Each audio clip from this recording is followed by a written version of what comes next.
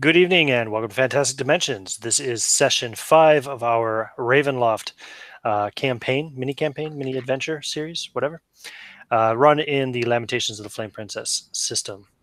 So I will just recap basically by just reading the last paragraph that I read as Cuthbert opened the door into the dining room where the organ music, the source of the organ music seemed to be coming from. So this is a magnificent 40-foot square room, brilliantly lit by 3 massive crystal chandeliers. Pillars of stone stand against dull white marble walls, supporting the ceiling. In the center of the room, a long, heavy table stands covered with a fine white satin cloth. The table is laden with delectable foods of every type. Roasted beast basted in savory sauce, roots and herbs of every taste, and sweet fruits and vegetables. Places are set for each of you with fine, delicate china and silver. And at each place, there is a crystal goblet filled with an amber liquid whose delicate fragrance tantalizes your senses. At the center of the far west wall, between floor to ceiling length mirrors, stands a massive organ. Its pipes blare out a thunderous melody that offers it in its tone greatness and despair. Seated before the keys, its back towards you, a single caped figure pounds the keys in raptured ecstasy. The figure suddenly stops, and a deep silence falls over the dining hall. He slowly turns towards you.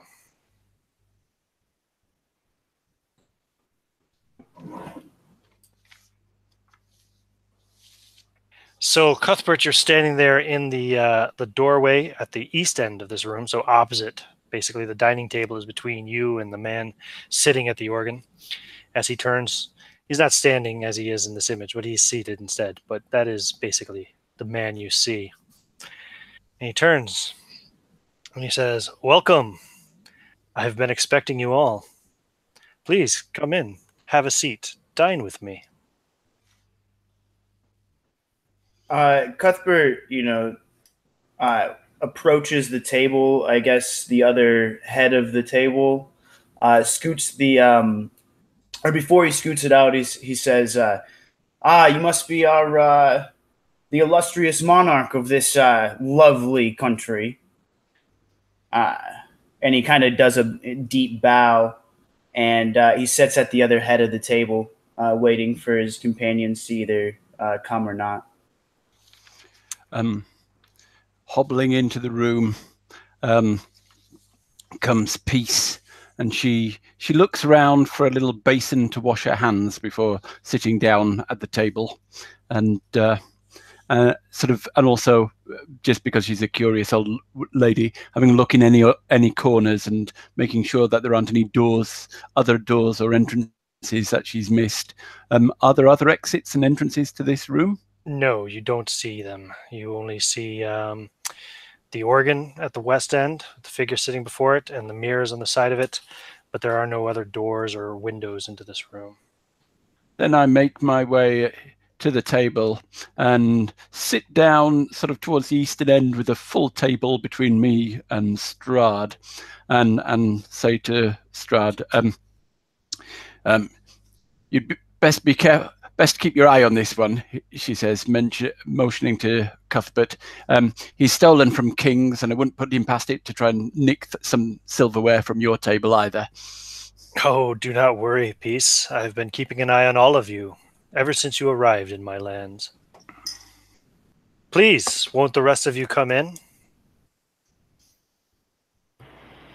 Edith will walk in, but she won't take a seat. Alistair will follow Peace's lead and take a seat as well, but he'll also gesture to Arthur to take a seat, but a little bit further towards the end of the table, and he'll kind of sit on the Strahd side. So the table is rectangular, I take it? It is, yeah. And Strahd is at one end and Cuthbert is at the other? Well, Strahd is at the organ, which is at the opposite end of the room, yeah. So I'll walk up and pull out a chair to Cuthbert's right and lay my crossbow against the table, but I will not sit just yet. I will just regard Strahd for a moment. Okay. As the others are acting.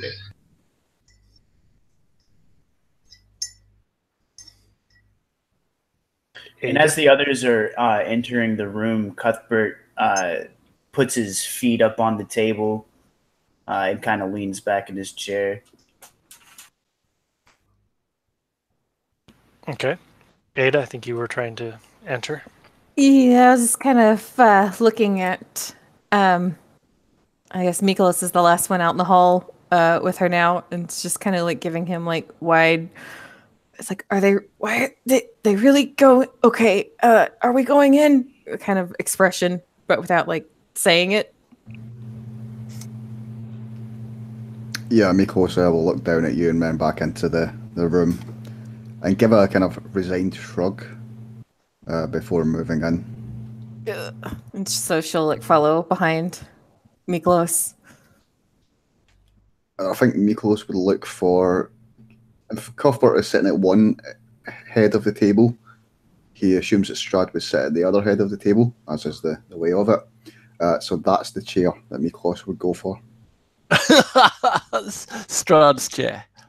Yep. Oh, I'm proud of you. Strahd doesn't rise from his bench at the organ. He just watches you all come in, and some of you sit. Who did not sit? Just Edith, was it? I haven't sat yet. Okay, right. Ada's kind of like, well, trying to decide what to do because like some people are standing, some people are sitting, and now Miklos has like disrupted the etiquette by taking the other head of the table, and so after like a moment's hesitation, she's going to go and sit next to Cuthbert's left. Okay. Is the table served? Is there food and drink? Yeah. Yep. As I said, there's all kinds of food. Your crystal goblets are filled with some kind of an amber liquid. I will pick up a crystal goblet with my right hand, and I will look at Strahd and say, "Curious horses you breed in this land. Have you trained them yourself? I found them a little unpredictable." And he kind of looks at you and smiles, and he laughs. And as he laughs, he disappears. And a bone-chilling, fierce wind rises up and roars through the entire hall, putting out all of the lights. Any torches you had lit, all of the little candelabras or whatever on the table all go out, and you're left in complete darkness. There's a clatter as Alistair jumps to his feet, knocking his chair over fairly clumsily. You hear the screech of ancient hinges and the solid thud of many heavy doors slamming shut, one after another in the distance. You also hear the sound of the portcullis clanging shut and the tired groan of the aged drawbridge being pulled up. The vast room is now dark. A wind whistles through its confines. Crystal sings in the darkness as the great chandeliers rustle in the wind. The fragrance of the food wafts its way through this darkened hall. It's not very house-like of him. And what kind of food is sitting in front of Cuthbert? Well, you can't tell now. It's dark. Is it pitch Ada, black, do or you is have there a a little bit of tinderbox? light left? Don't you have a tinderbox, Ada, my dear? Would you relight the candles? Yeah, give me just a moment piece as she's like got, thankful for the dark for a moment to like, strike the light of the flint with hiding her shaking hands in the darkness for a second. Takes a moment for her to get it going. But eventually she manages. Turgle will help with his flint. Light a few other candles on the table. So as you're getting the candles relit on the table, the food is all still there. You saw there's a roasted beast and a savory sauce. There's all kinds of root vegetables and herbs, sweet fruits and vegetables. Yep. And I'd like to smell of whatever's in the goblet. You just want to smell it? Yeah, to see if it's like a hard liquor or a wine or just a juice or something. It's a fortified wine, kind of like a tawny port. So he kind of swirls it around in his. Just in a moment glass. before you try anything. Let's if you wouldn't mind, I'll just take some fruit or something like that and cut it open and inspect how it feels, looks, smells, to see if it seems natural or magical. Yeah, it seems totally natural. Fresh, delicious even. And Cuthbert kind of looks at Peace and he goes, I don't think that if he wanted to kill us, he'd kill us by food. And he swirls the drink around in his glass, and he takes a sip.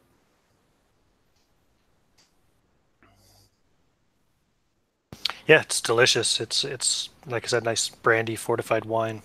Is there like a bigger bottle sitting? Nope.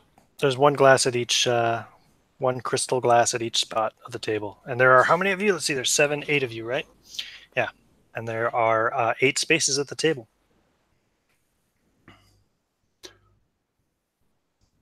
Well, he knew, or his servants knew, that there were 8 of us coming.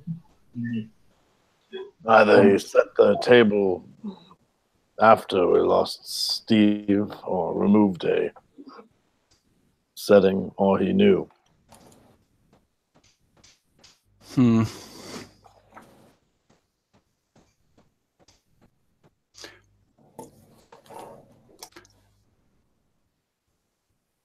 Did anyone hear him run out of the room? I asked my companions, wondering whether I did.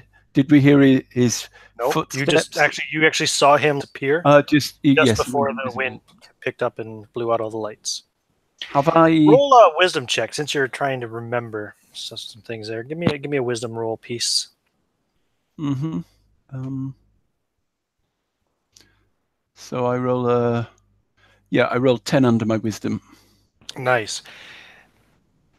Something strange based on what little information you've heard about vampires. You realize that you saw his reflection in the mirrors on either side of the organ, which is something that supposedly vampires don't do. They don't have reflections, supposedly. I doubt you've ever seen a vampire, but that's the folklore. You did say that I'd heard something of vampires on my travel. Yeah, would make sense. And I know some magic. I know of the invisibility sort of spell exists, even though I don't have it. But do I think it was that, or was it some other effect that made? Give me an intelligence roll. Just for, I'm going to use 1 point of my bless for this. I don't know why, but I am. Okay, no problem.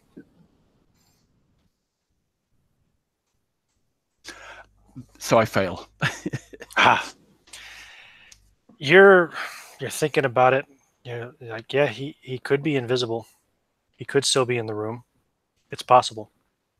It's also possible that the folklore that you've heard about vampires is not true as well. Since you've never encountered one yourself, you don't know if they actually have reflections or not. I'll go up to where he was. I'll stand up and go up to where he was playing on the organ and sniff around, see if I can get any aroma. But just wondering for myself whether vampires leave any smell of corpse, dead body, or any smell around. You don't smell anything unusual by the organ. So Torgal will reach for the bottle and fill his cup to the glass. Fill the glass to the very brim. It's almost like spilling over, and then he will take a quick look at Cuthbert, and then holding his glass but not drinking it yet, he will walk over to the organ, passing by the mirror and kind of raising a glass to his own reflection for a moment. And then I will sit at the organ and try my hand. It's a curious contraption. Okay. Do you know how to play? Not really. So I imagine that I would make a horrible racket. Make some sounds, yeah. But the organ hearing this, Alistair will walk over and did they teach you nothing? And he'll kind of push him aside and play like a short hymnal on the organ. They teach you some things, obviously, in seminary, but not manners. Yeah, so you start Clearly. to play your hymnal. Did you recognize what he was playing? I ask. Alistair. You definitely did not recognize the tune he was playing. No, something strange and foreign. Probably some heathen god praising. Strange and foreign, huh? Do you think that you could play it? Or don't they teach you that in seminary, playing something by ear? I've learned a few things. Can I attempt to play whatever he was playing? Sure you can. I'm going to say that's going to be an intelligence roll, but you need to roll half or less. Oh, well, then that's going to be a fail. Okay. You get some of it, but no, you can't remember everything that he played exactly, and it was very kind of high tempo and furious in a sense. So Did the dogs come in with us? Just one. And how's it reacted and things to the to Strahd? the dog didn't react to Strahd in any way at all. Just walked in alongside Alistair. It's currently probably sitting at Alistair's seat, like paws up on the table, sniffing the food, getting dangerously close to the roasted beef. Whilst Alistair is occupied with the organ, I'll sort of throw it a bit of meat from the table. He kind of catches it and takes it down to the floor and starts to eat noisily. So, did the door behind us shut whenever we heard all the doors slamming and things? Is the door to this dining room closed now? It is. It was the last door to close. I'm going to go over and check to make sure it's not locked while everyone It is else not is locked. exploring. Okay. So she's It going to... opens. Yeah. And you see the dark. Let me just double check here. Yeah, the other room was dark as well. Yep. Yeah, the other hallway beyond lies in darkness. Yeah, all of the sconces lit and what have you. Yeah, Mhm. all the sconces have gone out. Mhm. All right. Yeah. And then like the little thing that the torch or whatever that we had pulled off the walls the last session, like Ada's gonna like relight that and continue like lighting everything that she can find that can be lit in this dining room while everyone's exploring the room. You said there was only one entrance to the room? Mm-hmm. Indeed. Are there any windows? There are are those no mirrors. windows in this room, no. And Miklos is gonna. oh, go ahead. Sorry. Sorry, Miklos is gonna walk up and start investigating these mirrors. He said they were floor length, like the tall floor-to-ceiling ones. Yep. They. Yeah. Let me read the description again just to double check, but I think they were floor to ceiling. Yep, floor to ceiling length mirrors. He's going to probably avoid looking at his reflection in the mirror because he's not as vain as say Cuthbert. Shots fired. He's going to attempt to see if these mirrors can be moved though. Any hidden doors? Okay. Give me a search check. Search, I think, is one of the D6 skills. Yep. What is mine? Search is free. It's not bad. Okay. That is a 3. My search is free. Yes, you do see a secret door behind the organ. Not as you're checking out the mirrors, you notice there's space between the organ and the wall. And as you kind of look over there, you see there is a door behind the organ. And as you're looking at that, Ada, you're still standing at the dining room door by the dark hall. You hear a sound coming from the darkness. Sound of shuffling feet, many of them. And you think you sense some kind of movement coming in your direction from the dark hall, down the dark hall. I am going to quickly shut the door and say there's something coming. Someone help me barricade the door, maybe? Edith, Edith, Alistair, Miklos, and Torgal, push the table against the door, please. Help me, Yes. I say, trying to move it and looking feeble. It's a Yeah, big, we'll heavy table. quickly go and try to push it with the help of the others. Yeah, if you all start moving it, you will be able to move it all together. It's difficult, and you make a hell of a racket, and like all the goblets Food fall and- over, and the wine is spilt all over the place, and you know. But yeah, you get the door pressed right up, or the table pressed right up against the doors. Just in time, as you do so, you hear wham, wham, and something is banging on the doors. You see the knob shuffling as something's trying to get in, and then you hear more banging up against the door. Many arms, it sounds like, pounding up against the door from the other side. We give out. That's a waste of probably perfectly good wine. Balthazar now runs over to the door and is now standing, beside the table, looking at the door and barking aggressively. Torgal, do you think the door will hold, or do you think they're going to break through? So, do you want me to do an architecture check for that, Ian? Yeah, that sounds like a good opportunity to use it. Go for it. Yep, that's a success. You can see the doors vibrating as they're being struck. Whatever is hitting from the other side, there's many of them, and they seem to be pretty powerful. You think the doors will hold for a little while, but they won't hold forever. How about if we upend the table? How about if you upend the table and sort of pound? Have we got anything to pound candlesticks into the wall as sort of stakes to add reinforcements, or shall we just get out of here? I asked Torgal again. We could move the table, but they'll be pounding on the door as we move it. So we pile up all the chairs on top of the table and just exit out the other door. And the organ, is it one of like those big old pipe organs where like the pipes like go like high up into the ceiling, or is it yes. Okay, so there's no moving that. No. Okay. So I will start piling up the chairs on top of the table as well. Whilst they do that, I'll be collecting up as many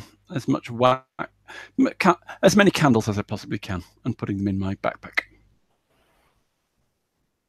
Oh yeah, grand. You can get a bunch of candles.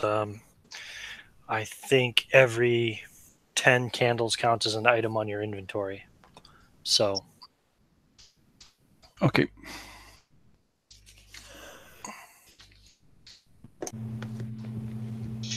And I'm piling up the chairs. I will pick up my crossbow and run over to the organ and take the glass and drink it.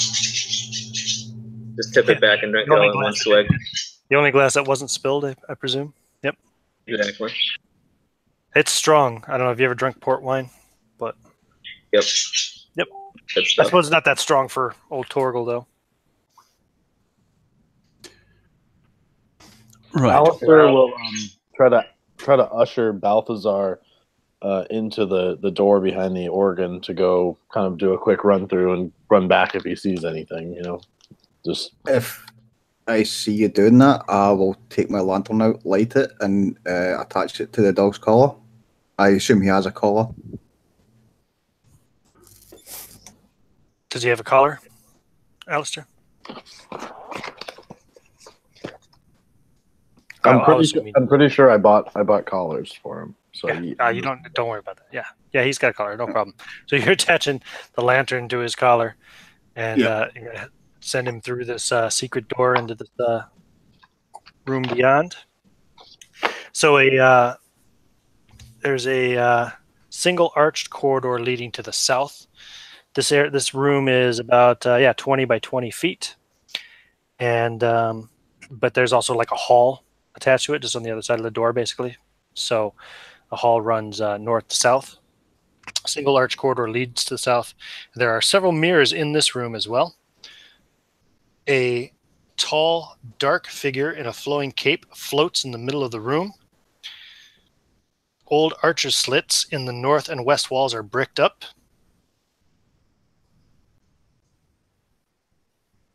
and your dog kind of goes over and sniffs the figure, and then moves around and starts going to the south. A figure floats. Is it a human figure, or what do you mean? It looks just like the man you saw playing the organ. It looks like Strahd. Mm-hmm. But we saw Balthazar kind of Balthazar went ignore up, it. sniffed it, and then turned and started walking to the south.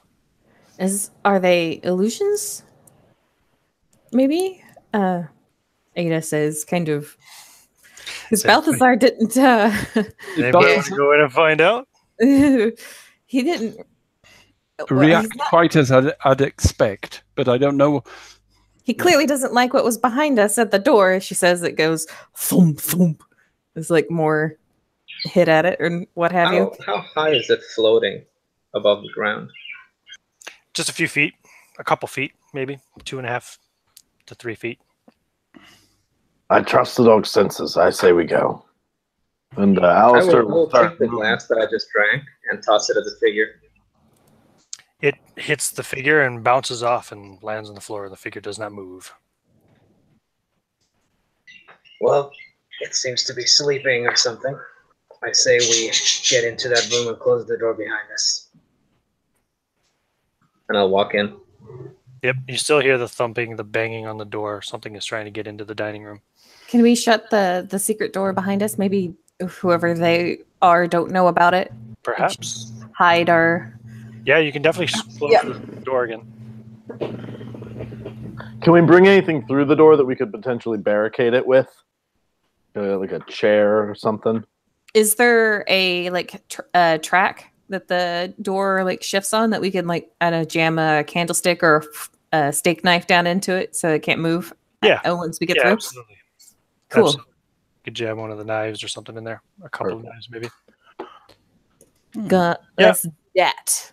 Anybody taking a closer look at the figure? Do you say there are other exits from here? There is, well, to the north, it goes about 10 feet and then ends. There's just an arrow slit. To the west, there are 2 more arrow slits beyond the figure. And then the corridor heads to the south, and you can kind of see Balthazar sitting down about 20, 30 feet away, 30 feet from the door, say, sitting there just looking back and waiting for one of you to come over to him. So Cuthbert would have followed in and probably caught the Torgal throwing the glass at the figure that looks like Strahd, and he looks over and he says, "That's no way to treat our host, Torgal."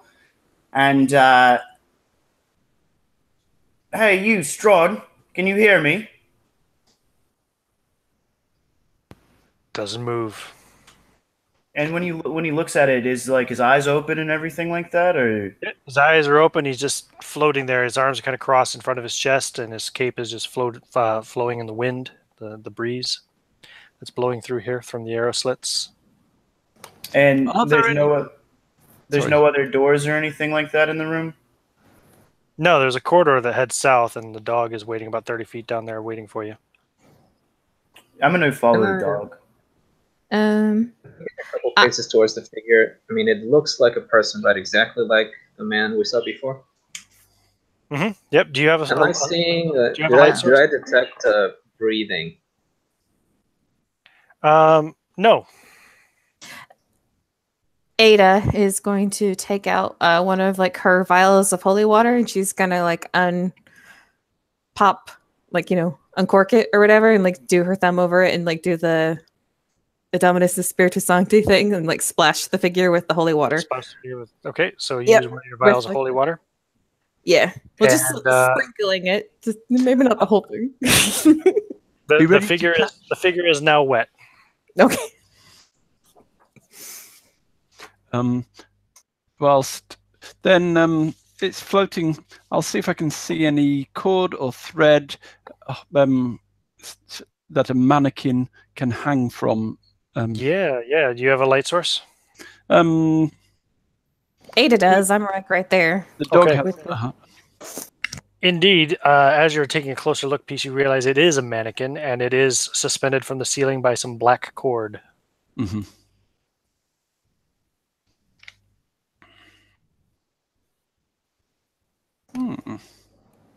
Did we see the Strahd's lips moving when he was speaking before?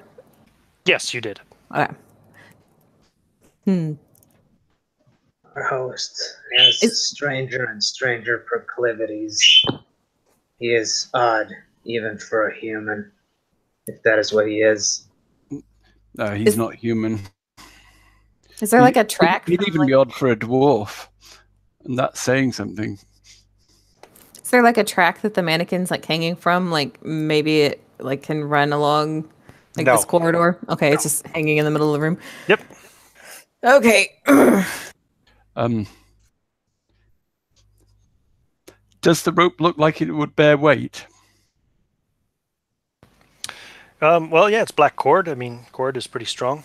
Well, just as a quick judge, do I think it would hold my weight? Yeah, you think it probably would. Then I'll just, as I'm not really paying much attention, but just as a final little thing, I'll just take hold of, if I can reach Strahd's feet or anything like that, I'll just have a swing. Yeah, he's only a few feet off the ground. I'll have a swing on Strahd as I go past. So Peace jumps up and grabs onto Strahd and swings side to side with the mannequin. And then I'll continue up the corridor, assuming nothing else happens. Nothing else happens, no. Yeah, I'll follow. And continue around the corner to where the dog is. Okay. So you go down to the south to where the dog is, and there's a wall behind him. The corridor continues off to the left, which would be east. And to the right, there is it's a turret post. It's a 30-foot diameter room with a high domed ceiling. There are frescoes faded with age adorning the ceiling, but they're impossible to really make out since it's, so high up. There's also tall, thin arrow slits looking out over the courtyard in just about every direction. So this is like an octagonal room. So the only walls that don't have arrow slits are the northeast portion, which is just a kind of a solid bit of wall there between this turret post and the arrow slit room that you were in after going through the secret door. And then, of course, the eastern portion, which is the corridor itself. But otherwise, on the southeast, south, southwest, west, northwest, and northern parts, there are 2 arrow slits on each portion looking out into the courtyard. And they're not bricked up, they're open. Yep, they're open. They're just arrow slits. I mean, you're not going to fit through them or anything. I don't think they are. But you can see they're 4 inches wide and about 2.5 feet tall. But yeah, you can see out to the courtyard. You can see it's still raining quite heavily. You see a flash of lightning, and you can see, if you look out to the kind of north or northwest portion, you can see where the drawbridge has indeed been raised up. But there's nothing moving in the courtyard otherwise. So if we are to confront this Strahd, we need to come up with a plan. I suggest in the chapel, in the ruined chapel here, we found that book, which the old gypsy woman, Madame Eva, predicted we would find a history telling us the history of Strahd, something of the history of Strahd. Let's see if her other predictions are right before we go and confront the beast, because there may be things which will help us to beat it. She talked about a powerful force for good and protection up in the dizzying heights. What I'm guessing, well, my suggestion would be to try one of the highest tower, and see if that's a place for this powerful force of good and protection. She also mentioned there is a powerful influence. There's darkness everywhere, but if we find the king's throne, that could help us. There's a weapon of light in the brother of Strahd's tomb. We don't know where these things are, but if we look out, we may find Torgal or other people who know castles might be able to spot somewhere to look. And then in the deepest depths, the heart of darkness is where we'll find his resting place, and that's where I guess our final confrontation with him should be. That's my suggestion.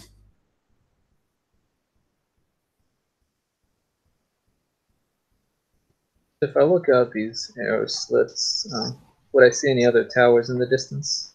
No, you are in the, what would this be, the southwestern kind of turret of the castle itself. You can't really, I mean, you can see to the north, you can see the northwestern turret as well, but...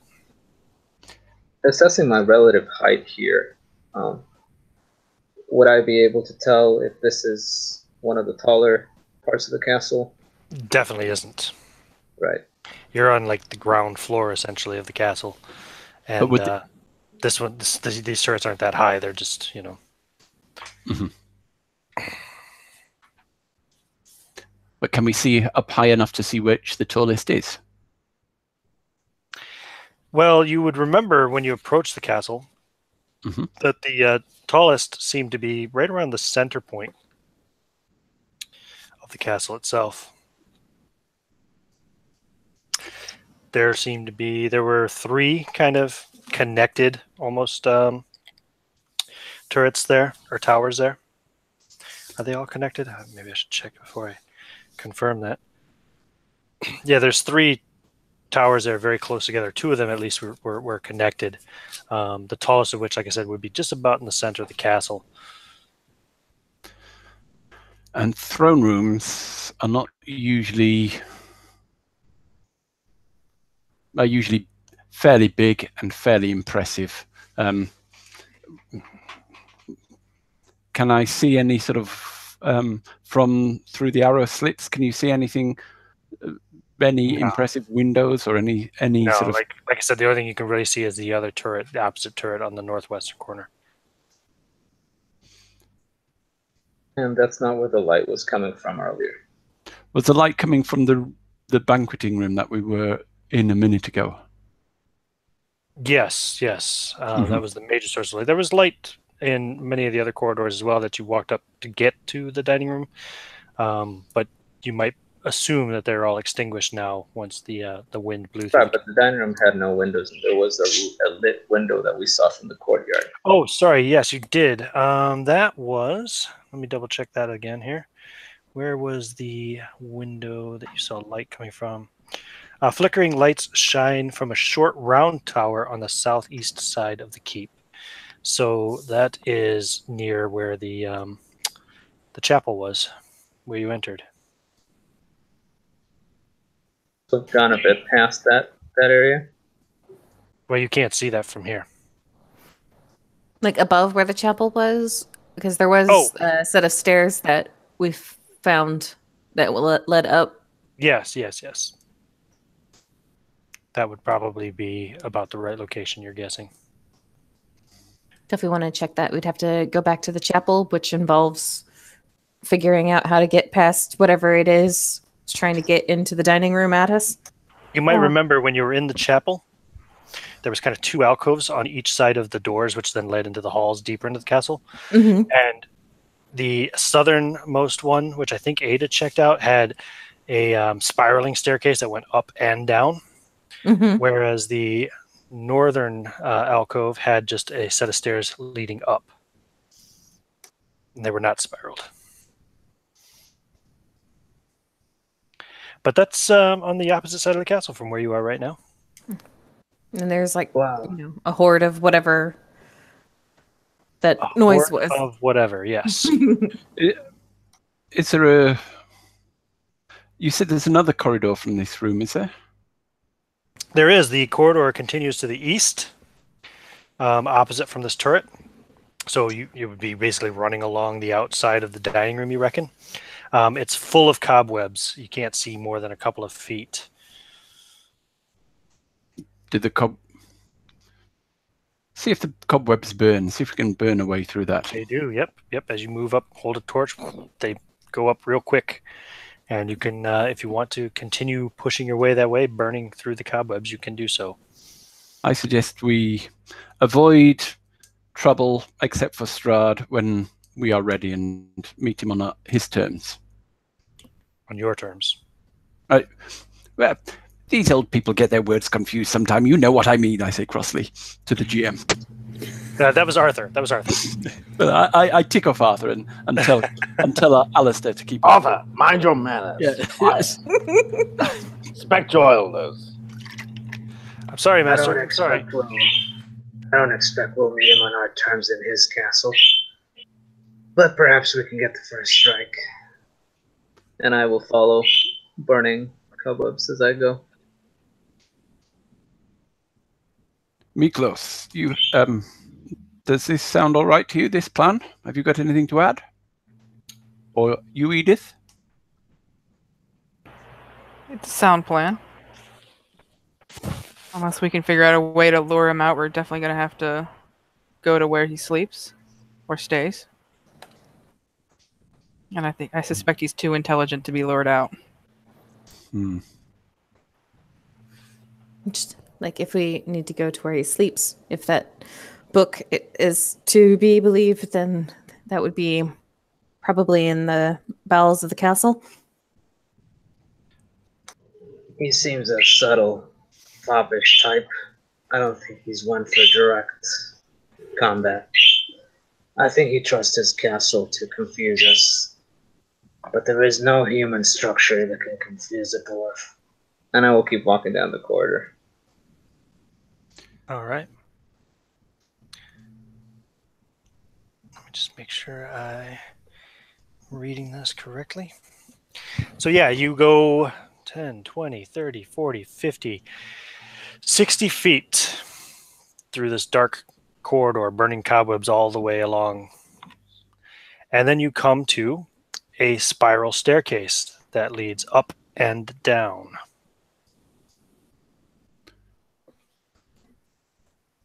Spatially, do we feel like this is or do I feel like it's the staircase near the chapel? No, No? Okay. probably not. Especially seeing as it doesn't have an alcove and a doorway leading into the chapel on the other side of it. Oh, yeah, because we're still on the same level. Yep. Right. Okay. Indeed.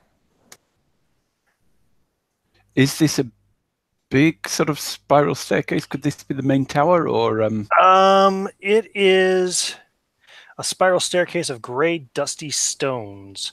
It is definitely not as big as the spiral staircase that you saw off of the chapel. How wide is it? About 10 feet. is there anywhere else, or have we just got a choice? Go back to the going, dining room. going back or up or down? Yeah, Let's go back, up or down. Maybe there's another staircase that connects to the other tower upstairs. Yes, I don't know why, but at the moment I prefer going up. Yeah, I don't fancy finding out whatever was on the other side of that door. Honestly. So, but I'll just get my breath back if somebody else would like to go up first, I say. Right. I reckon 2 or 3 of us can walk abreast. I'll take the first line, I say with a resigned tone. And I'll follow close behind. Arthur, behind me. Okay. Arthur, would you take my arm, I say. Oh, of course, madam. I'll be behind Peace and Arthur. Ada the Brave. I tap my foot impatiently and shoot Cuthbert and Edith a glance. I'm following. I'm right here behind you. Okay. I say we should at least walk 2 abreast. As we go up these wide stairs, I wouldn't like to be surrounded. Do you want to hold my hand?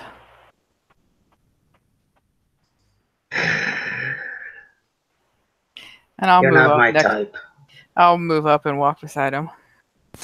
Just too tall for you, not hairy enough? That's right, the feet are too hairless. Well, if we learned anything about Torgal, is that you don't want to be in front of him on the stairs, because then he'll try to jump over you. This is So true. beside him is probably a really good idea. Yes. Yes. Flashback to session 2. Okay. So Edith walks alongside you, Torgal, as you make your way up the I'll stairs. take the right. Okay, you're on the right, she's on the left.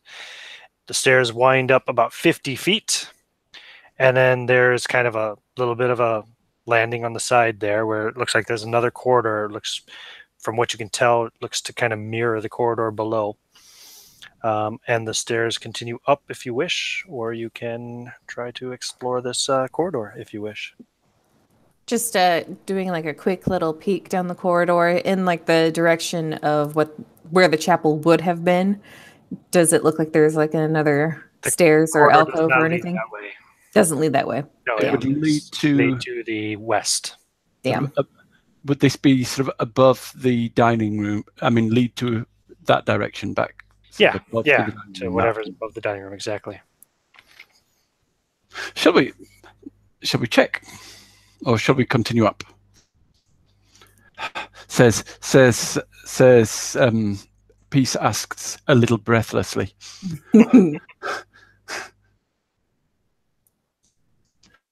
I'm quite all right. I don't have any preference, she says, leaning against the wall. You perhaps a little bit of time, not on an incline, might do us some good. Let everyone. What are you saying? I'm fit. I'm fit. No. I need to get don't used you to cast this. aspersions, young No. lady. This high Barovian air is a little thin for me as well. Let's all right, acclimatize ourselves before going up further. So a break from the stairs Yes. for the ladies. Okay. Yeah, and I'll gonna try and explore the first room I find. So as you move back down the corridor to the west, again, it goes about 60 feet on, just a wall on your right, until it comes to a turn where it turns to the north, which is to your right, or straight ahead of you, there is another turret room, just like the one below. Are there arrow slits in this? The ceiling in this one is not quite as high as the previous one, but yep, arrow slits as well. I'll go ahead to that turret and take a look in every direction that I can. You see the same as before, except you're now about 50 feet higher. There's not any other like side rooms or on this level. You didn't come across any other doors. There is, of course, a corridor heading to the north. About well, you're standing with a torch. You can see the end of it, pretty much 30 feet ahead of you, and that is. Would that kind of like lead above like the main chambers? It looks like an archer's post. So you assume maybe there's more arrow slits on the western wall. You'd say it would be a great place for firing down on anybody who might be trying to assault the keep.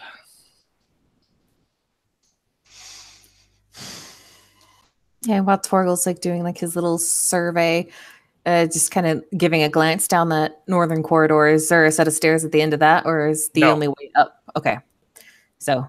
Nope, it ends there. All right.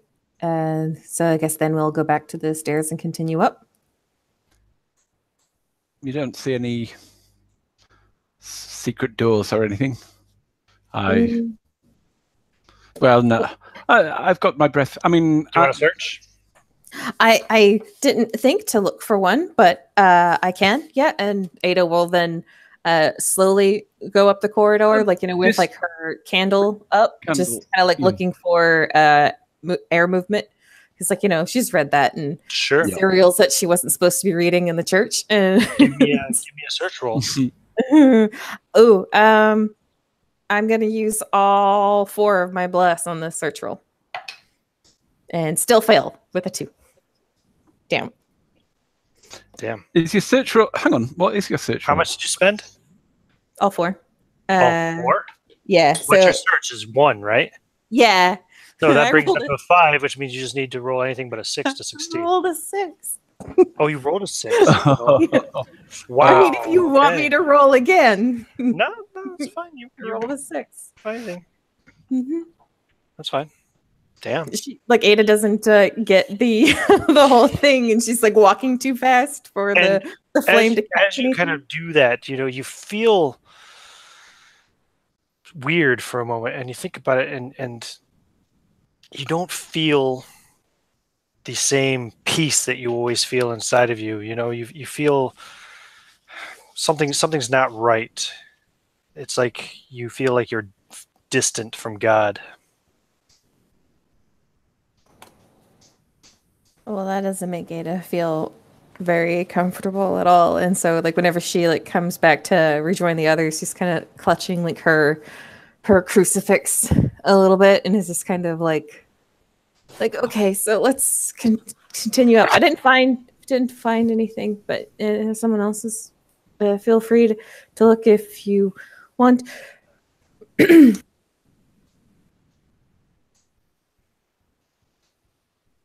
Okay.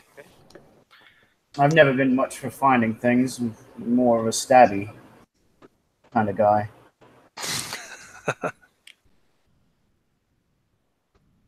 Miklos, do you sense anything, or what would you like to do?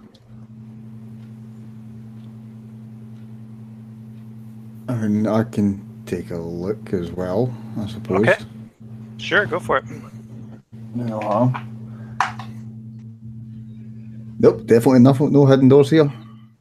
Oh well, the two of you can't be mistaken. I say, and I've got.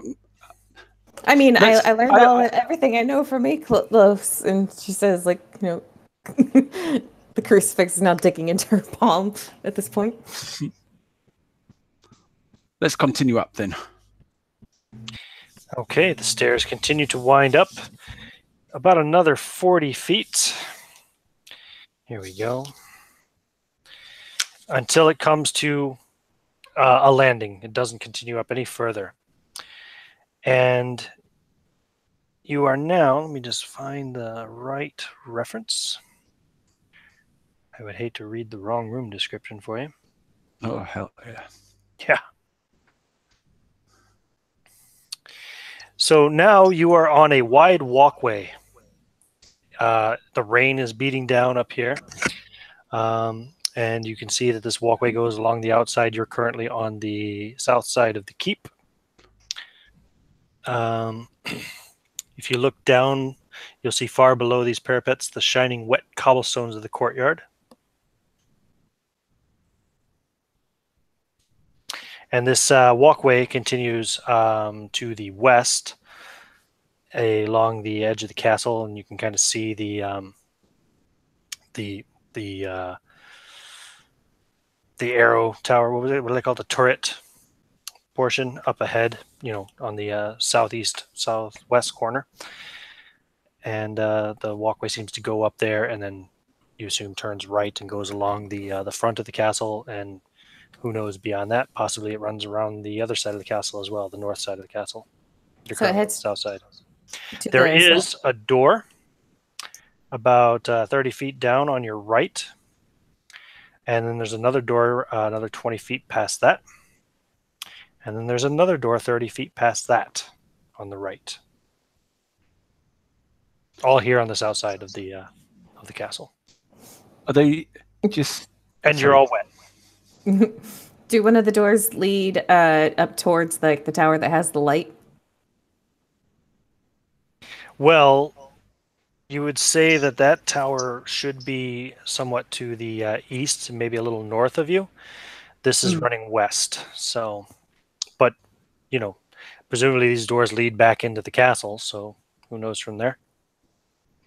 Looking up at the sky, is there enough sort of light in the sky to make out what the tallest tower is from here?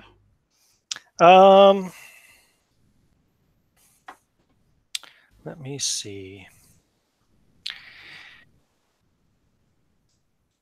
There's not much light in the sky, but there is the occasional flash of lightning. So yeah, you kind of looking to the north and east from where you are. The tallest tower does seem to be the one closest to the chapel. So, and from our vantage point, can we kind of work out a route to get there? Well, you don't know what the insides of the castle are like, but you can get a basic location, a direction to go anyway, yes. You definitely need to probably work your way back into the castle, north a little bit, and then head east as soon as you can to try and find the way up there. That is, if you can even reach it from this level, you don't know. Shall we try that? We could retrace our steps and go down instead of up. I'd rather not go back through that dining room and whatever it was that was trying to get through those doors. Not through the dining room, through the stairs that went up or down. No, the only other choice would have been to gone down, and we've already determined that down is probably in the direction of Strahd, and that's what we're trying to avoid at this point. So there's not really any place to retrace our steps that won't possibly lead us closer to him. Let's And go we're not ready for through that. let's go through the northernmost of these doors and bear east when we can. Well, the doors all are on the kind of northern. Well, they're. You're on the south side of the castle. The doors all lead north. Do you want to just go to the first one, or? Before we choose a door, like Ada, even though like she's got like the strong feeling of dread. Oh no, never mind, because we have not rested since Steve died, have we? I've No. already cast augury today, so I can't do that again. Never mind. I mean, that was only a few hours ago, right? Yeah, I can't do that. Miklos, you've got sharp hunter instincts. Can you hear anything through any of the doors? Yeah, because we'll put his ear up against the nearest door. The first door. Okay, you listen, and you hear nothing. I will turn around, shake my head. How far away is the next door? 20 feet. Yeah, I'll just move forward and do the same again. So listening at the other door 20 feet down, you hear nothing. And, continue to do all the doors and just to see.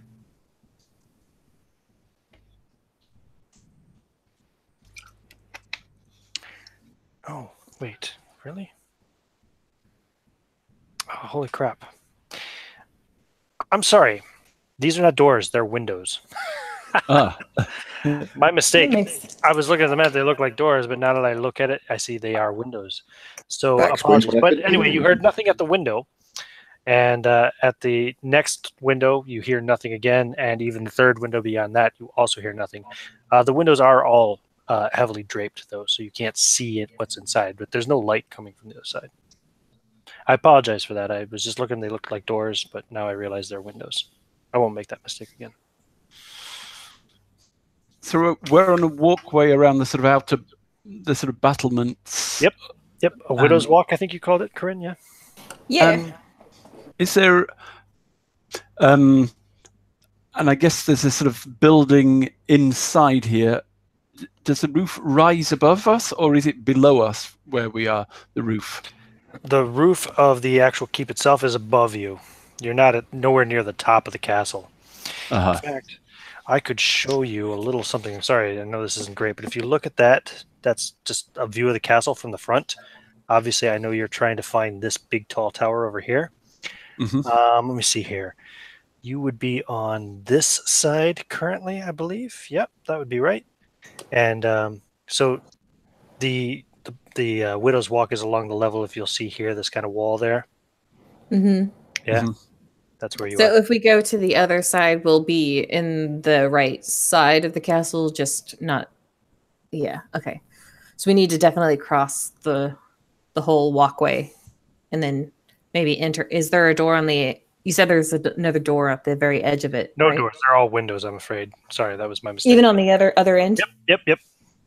Okay. They're Well, all windows. I'm not opposed to a bit of property damage. You haven't gone along the north side yet. If you want to walk along there, you can. Is that's closer to our Sorry, goal? not the north side. That would be the west side. Sorry, which would be the front of the castle. The front of the castle. We haven't been over the front. Right. You're currently on the south side. The front is on the west. The front, I mean, as in where the main drawbridge is and everything, So which puts us closer to the highest tower? Like breaking in one of these windows here, or going Yeah. to the edge of the Going further west is just taking you further away. Okay, so yeah, just break in one of the windows. Yeah, Miklos will take his the handle of his gun and start smashing one? the windows. He probably would have done it. Let's say he stopped at the one furthest away while checking them out. Okay. So he The probably does it there. westernmost window. If that's the one it is. Sure. Okay. Yeah, you can smash the window, no problem. It's not like reinforced glass or anything. It's easy to do. So you smash it out, and the glass breaks and batters up against the heavy, dark drapes, and falls inside. And I'll peel the drapes back and take a look at the whatever's beyond. Okay. You are looking into a closet. And as you look in, you realize it goes on about 20 feet beyond this window, and then there's another heavy curtain, but this is like an internal curtain, like that would kind of portion off a room. Mm-hmm. And then if you look to the right, you can see it runs along about 40 feet along the heading east, and it runs over to the second window that you also listened at.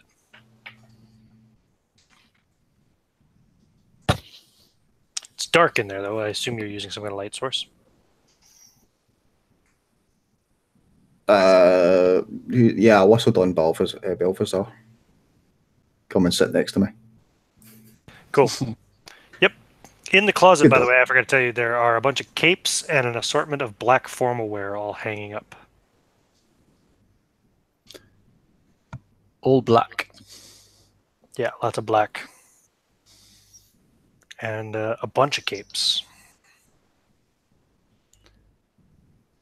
Well, Ada doesn't want to be standing in the cold rain anymore, so she's gonna climb in through the broken window. Ada's the first one in. And give me a hand down. Of course, and Thank you. like Ada will help Peace enter without cutting herself on any of the broken glass. Yep. You infenestrate yourself. Tola comes along holding his shield over his head and jumps in. Okay. Edith will 3 of follow. you now in the closet. Edith, 4 of you in the closet. 4 still sitting outside getting wet. Yeah, and Cuthbert follows as well. Cuthbert goes in. Yeah, Alistair will follow since it seems like everyone is entering here. Okay, Arthur will go in with you, leaving just Miklos standing No, Miklos. outside of the dungeon. Oh. Mhm. Miklos didn't go in, he just peered in, right? Yeah. Or did he go in? Yeah. Miklos still standing out in the rain. Actually, the dog probably goes in with Alistair and Arthur. So Whilst we're waiting for the others to arrive, she'll just quickly go through and see what the best sort of quality clothes are here. yeah, it's a bunch of black Good formal material. wear. There are 28 capes.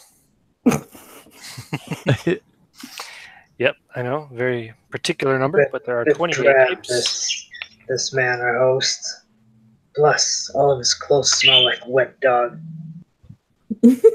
Balthazar barks. I'm gonna peek through the other curtain, make sure the room beyond is empty as well. So looking through the curtain, what is you're holding a torch or something? Yes. You're looking into a bath chamber. Let me see here. K43. God, there's a lot of rooms in this castle. Okay. In the center of this room stands a large, ornate iron tub. It is currently empty. And this room itself, looking past the curtain, is about 30 feet from east to west and 40 feet from north to south. There is a set of double doors on the northern edge, and there is a single door on the eastern edge. And these are doors, right? Let me double check. Yeah, they look like doors. Yes, they are doors. Ada is thinking that the single door would be leading to a bedroom. So if this place was to be occupied, it would be through that one. So I'm going to go over to the double doors and give them a listen while I wait for everyone else to get out of the closet. It's the wrong month for that, you guys. Get out of there. Give me a wisdom roll, Ada. Sure. Succeed by a lot because that's a 2. My wisdom's a 15. Okay. You don't hear anything at the double doors, but you get kind of a sweet smell seems to be coming from that room. You can actually kind of, I imagine you're kind of listening down near the keyholes, and you can get a sweet scent. Do I recognize the scent? No. Does it smell more like incense or like pipe smoke, or is it like somebody's burning something in a kind of like censer? perfume. Perfume? Mm-hmm. Ah, there's a bath in here. Now I understand why Miklos didn't come in.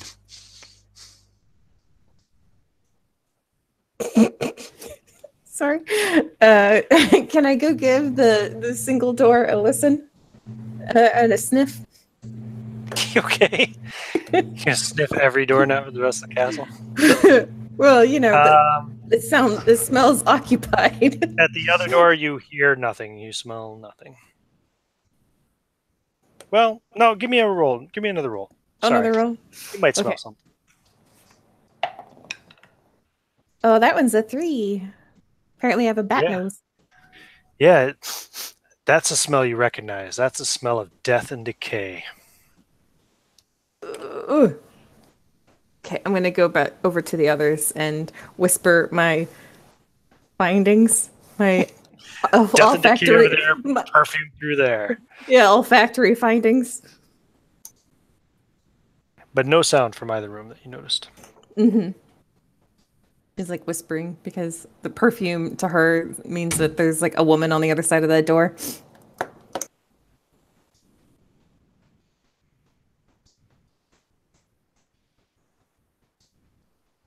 Miklos, you still standing out in the rain? No, I would have walked in after everyone else started to file on their way through.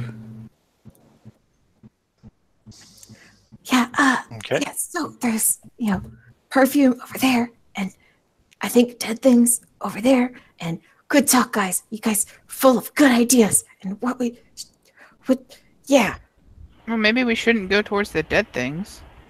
I mean, maybe, but also perfume. You don't put perfume on dead things. But that means, someone might be alive in there. Or there's just perfume in there and dead things in the other way. I mean, I don't know about you, but I don't leave my perfume out and open for it to smell up the room. Yeah, me neither. It's just a waste.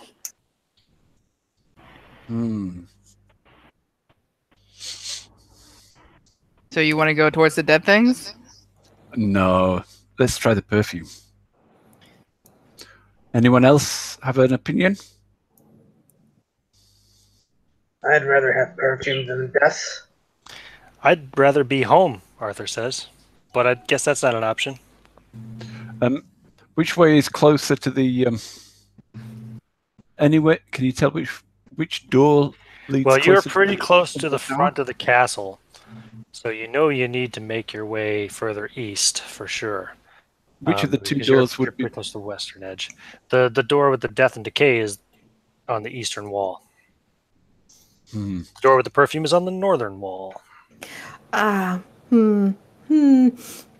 has a thought about there's the missing girl Gertrude, and then how there are stories of other women going missing all the time. There might be somebody current girl in one room, all of the dead past ones in the other.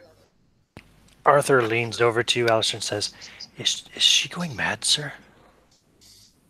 She's being very strange. No, I get what you mean.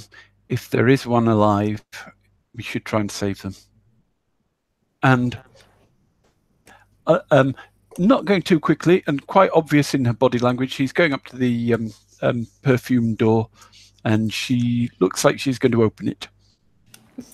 Okay. Ada's Grab the going to door come over. handles. I will Anyone stand else? right behind her in case she needs help. Okay. She knocks gently on the door. You hear nothing. And then she pushes the door open. Okay. Opening the door to the bed chamber. Sweet smells waft from this delicately lit room. Windows on the west wall are covered by heavy red draperies, hanging stiffly from the high ceiling 20 feet overhead. Their tassels of golden fiber glint in the light of 3 candelabras, sitting atop small tables about the room. Tall white candles burn with bright, steady light. A large bed, canopied by silken curtains, sits with its headboard against the north wall. Lying amid the velvet and satin sheets and bedclothes is a woman in a nightcoat. One of her dainty slippers has fallen to the floor at the foot of the bed. Carved into the headboard with great skill and care is a very large Z. Or Z, if you prefer.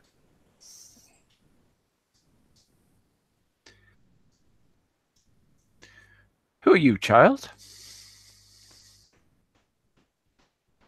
She doesn't say anything. She seems to be sleeping. Ah. You want to approach. The room itself is about 40 feet from south to north, as you're facing here at the south with the doors. And it's also 40 feet from east to west for the big windows on the west side, and on the east side there's another set of double wooden doors. Do Remind me, those? is it daytime or nighttime?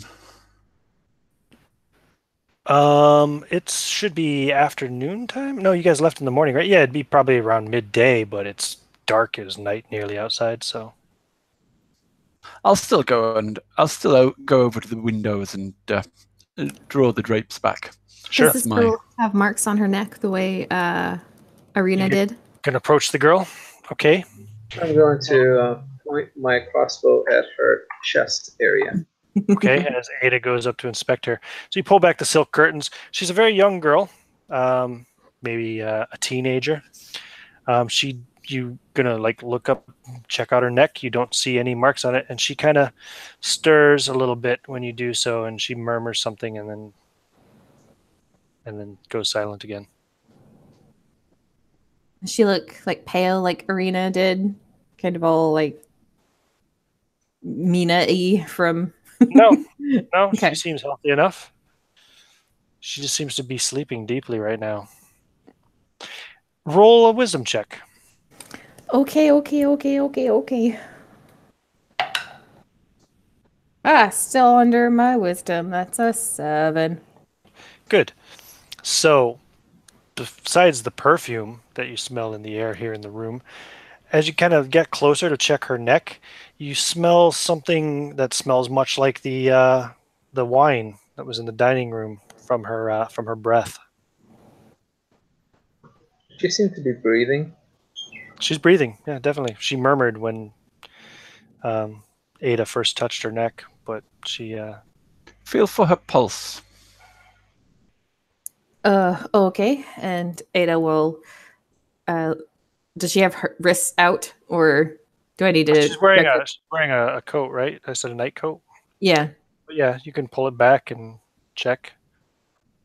Prefer the She's wrist got a over... pulse. And as her you do so, she kind of stirs a little bit, and she seems to be starting to wake up. Or on her neck. She says, "Mom?" And then she like opens her eyes and she sees you, and she kind of sits up in the bed real quick and shuffles back up against the headboard and looks, and she sees Torgal there, and she screams. She starts to scream. It's okay. It's okay. I mean, what do you do when you wake up and see Torgal? Yeah. No. It makes total sense. Ada's gonna try and calm her though. We've all done that. She's screaming. I'll put my crossbow down. I'm gonna put a hand over her mouth. I mean, I won't let go of it, but I won't aim it at her. Lowers his crossbow, and you put your hand over her mouth, and she starts to try to resist. What's your strength? It's okay. It's horrible. It's a 6. Okay, roll.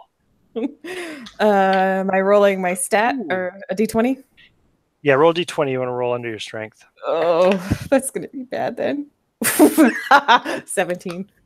17. No, she, as you put your hand over her mouth, she grabs your arm and pulls you down onto the bed, basically in her lap, and wraps an arm around your neck and puts you in like a rear naked choke kind of hold type thing.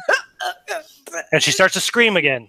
Oh, really? It's okay. She's Be like quiet, child. tapping her forearm. She has Ada grappled. And I'm just trying to shut her up. Peace is just shouting at her, hissing at her very loudly, telling her to be quiet. I'm trying to use force of command, and if she's young, the authority of old over young. Give me a charisma roll, please. That's 2 under. She stops screaming. She's breathing heavily, and she hasn't released her grip on Ada. It's just, I just wanted to make sure you're okay. Who are you people? What are you doing? What are you doing here? How did you get in my room? Come in, you others, and close the door in case she screams again. We're here to rescue you.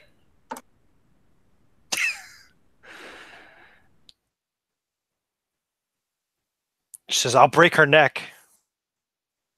Listen, are you from Barovia? Are you from the village below? Yes, I am. And you obviously are not. What are you doing here? What are you doing in my lord's castle? What is your mother's name? My mother? You called for your mother when you awoke. Her name's Mary. Why? Your mother, Does that ring a bell with you? She's... Hang on. That Can you hear name? me? I can hear you, Caius. Am I correct? She's the crazy woman who Yes. was... Mad Mary? Yeah, Mad Mary. I spoke to your mother, and I spoke to your mother 2 days ago, and I promised her we'd bring you back to her. I don't want to go back. She's crazy. You want to stay here? Yes. Why? I'm going to be a queen. He promised me I'd be his queen. Yeah, but haven't you seen that he's been visiting? I can't remember her name. I'm sorry, but you're not. Irina. You lie. Not only we've seen it. He wouldn't do that. He loves me. I doubt that. You are a very young human girl. Perhaps you're not aware that it is perfectly possible for a man to love 2 women at once. Or not to love them at all and just, want to get laid. Maybe we can debate whether or not she's going to be a queen after she's released Ada.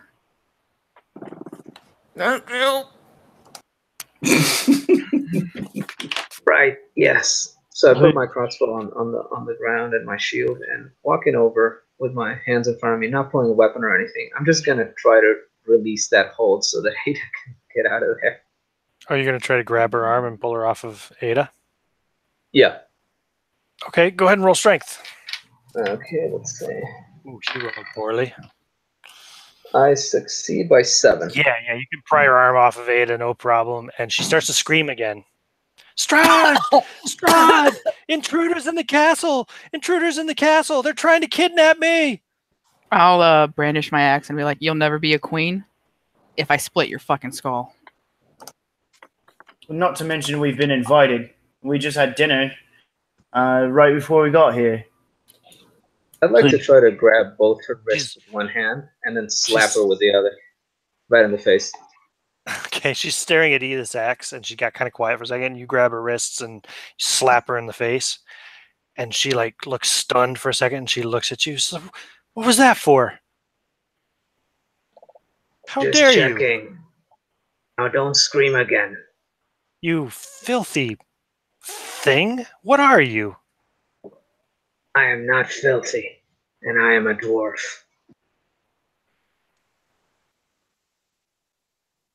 You certainly don't smell very clean. Garlic's good for your health.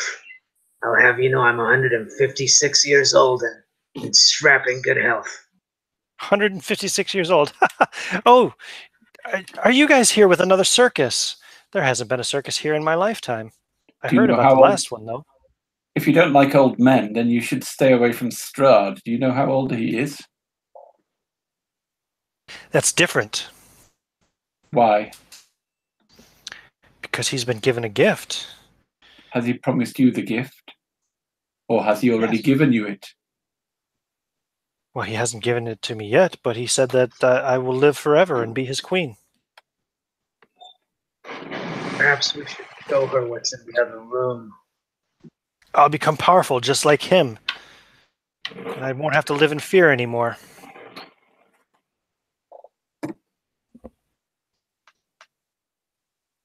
Is that your choice, child? What would you choose, Grandma? I would choose to oppose evil.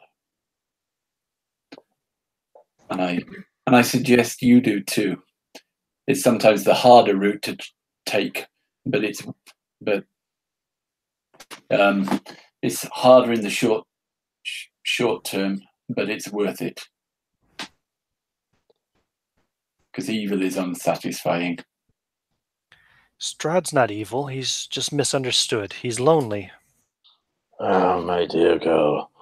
Satan. Everyone here hates him. Everyone here wants him dead. Girl, Satan has his grip around you, but you still have a chance to escape. Pull back. What are you, some Look at what you're doing. Some kind of priest?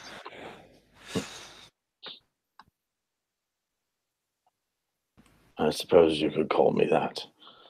Well, someone who's interested in your soul. are you now? But not in the way of this devil Strahd. Well, I think protect your soul. He made a pact with death. He's admitted by his own hand. You're in the wrong town, priest. God abandoned this place centuries ago.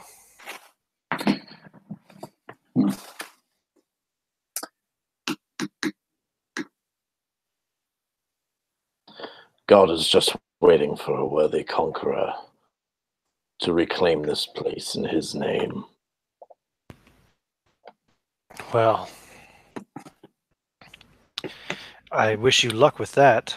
My master is very powerful.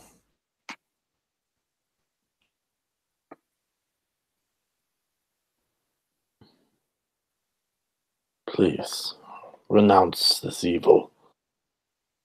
Free yourself from this dastardly villain's clutches. Why? Why should I? You're probably not the first girl he's promised to make his queen.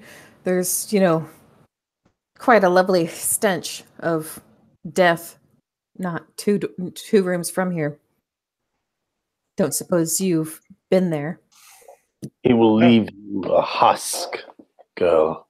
He will use you and drain you of your life. All you have to give.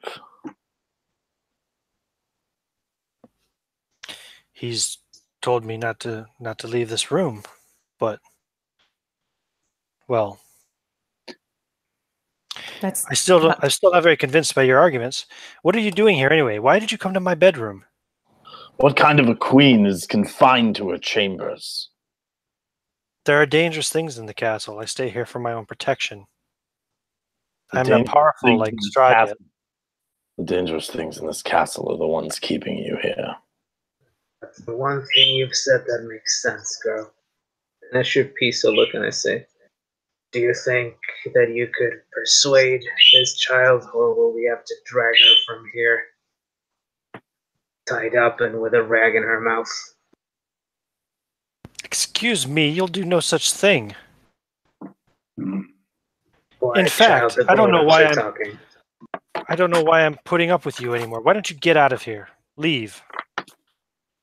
I don't want you here anymore.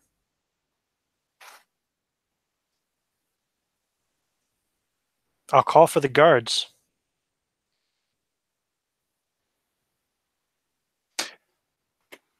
So you don't care how your mother's feeling? I can't help her right now. She's mad.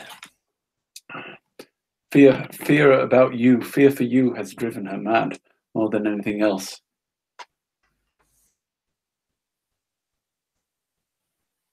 She was mad before I left. And the source of this madness is definitely Strode. You're crazy. And Cuthbert exits the room and goes to that other door where the death and kind of raps on it a little bit. Is there another exit from here as well? There is another exit from here as well, heading east, yes. There's another set of double doors on the eastern wall here. But Cuthbert, you're going back into the bath chamber and over to that other... Never mind. I didn't know there was... I thought we were at like a dead end. Nope. There's a set of double doors on the east here as well. I would release my grip of this child and grab my crossbone shield and take a cursory look around the room, see what else I see. What you say makes sense. But we will be your guards. We will protect you from any evils that is in this castle and keep you safe. Why don't you show us around your castle that you will be the queen of? Take us to the highest tower in the throne room. Show us the riches of your palace. I don't know how to get there. Well, come and explore with us. Give me a charisma roll, please.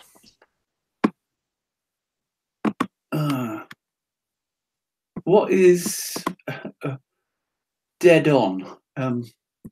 Just exactly. I've got a charisma of 11, and I rolled 11. You rolled 11. What's your charisma? Sorry, I was breaking up 11. there. Okay, you rolled an 11. Okay. All right. I'll come with you. But if you try anything, my master will kill you. He'll kill you all. No. Just trust us. Okay, old woman. I'll trust you. Not that one, though, and she points at Torgal. He should stay in the front. I don't like the look of him.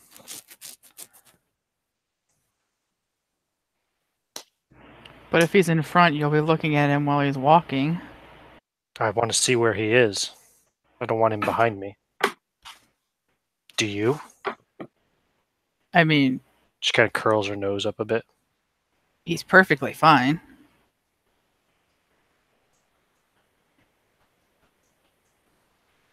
Why are you dressed like that anyway, she says to Edith.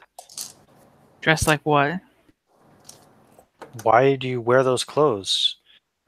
You're a pretty woman. You should wear nicer things. Why do you dress yourself like a man? Skirts get in the way when you're trying to split someone's skull open. I thought I had a rough childhood. You don't know the half of it. Let's go on this grand tour, I guess.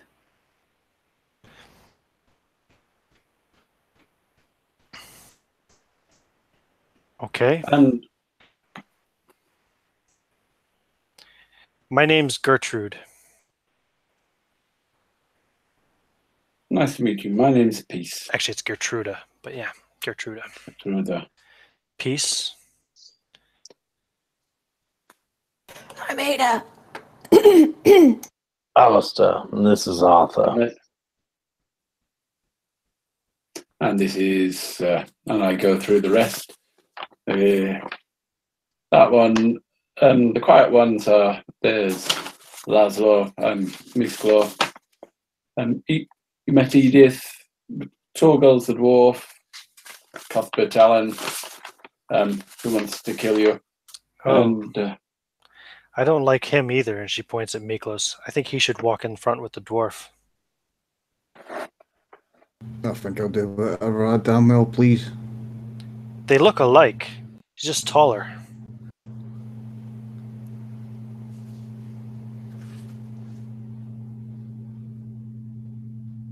The shorter one smells a little worse. You know, that's not a very polite way for a queen to act. I'm just saying, you might want to work on your manners. I suppose I'll have plenty of time. Peace whispers quietly to Cuthbert as they sort of take off that if she's chosen Strahd above humans, if you get tired of her, throw her off the battlements. Well, don't be so quick. I'm already tired of her. I'm sorry, I didn't get anything of what Kaya said. Was he breaking up for you guys too, or is it just on my end? No, I heard it. I heard it perfectly. Okay, no, Yep. I got some latency issues on my end. I know what the source is, and I'm going to take care of it in a minute. What did you say, Kaius, again? Could you say it again? Just saying quietly to Cuthbert when she's talking to one of the others, she's already chosen Strahd. If you get tired of her, throw her off the battlements. Okay, and he said I'm already getting tired of her. Got it. Cool. Let's take a little intermission there, a few minutes. Then, if anybody needs to get a refreshment, use the restroom, etc., I am going to go kick my child off the computer so that I won't have as much lag issues. I'll see you in a few minutes. All right. She needs to go to bed anyway. It's almost 11.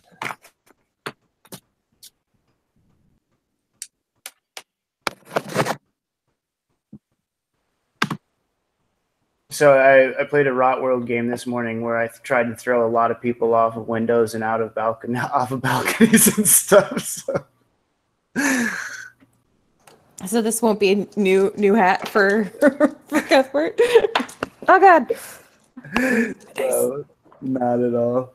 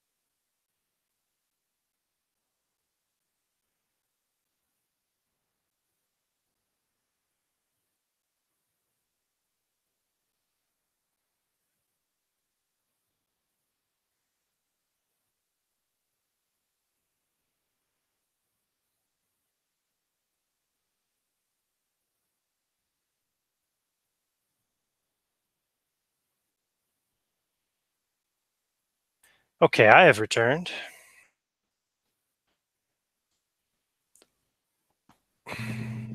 I'm still here. Good. As am I. Never left. I whenever you went to go play the organ, Austin, I halfway expected you to pull out like a little keyboard or something like that and play it. Oh, damn, that would have been a good time for melodica. I just bought a new guitar, actually. Oh, fuck. But a melodica, that's like a you blow in it and it has keys, right? Yeah. It's a dorky sounding instrument. I don't even know where mine is.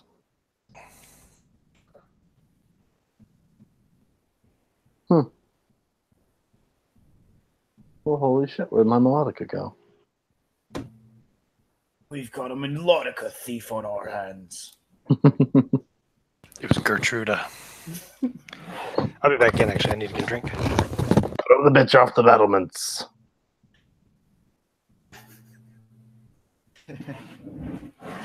Don't tempt me.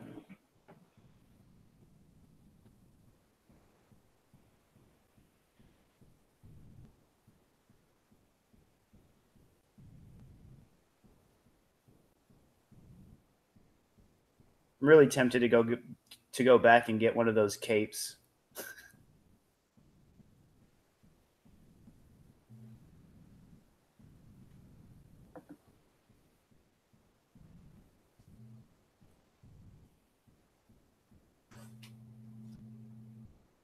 I don't know, with 28 caves, you could probably stitch them together and make a makeshift wingsuit and get the hell out of here.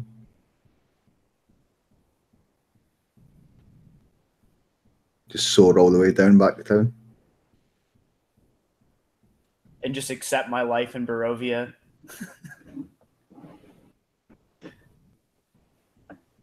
I live here now. Game over. Yes, I'm Barovian now. I've learned to accept it. It's a hard life, but one that can be managed.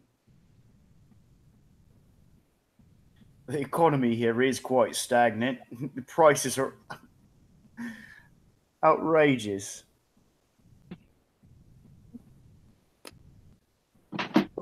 What would you do for work here? Like... It's just, I don't think it really works as an economy, does it? The whole economy runs off of trapping adventurers here so that they buy stuff from the store. That's the entire. They send out people to lure adventurers in. A kind of bandit economy. I'm like imagining like a travel video now for Barovia, like come to Barovia. Romantic castles. All goods, 1,000% markup.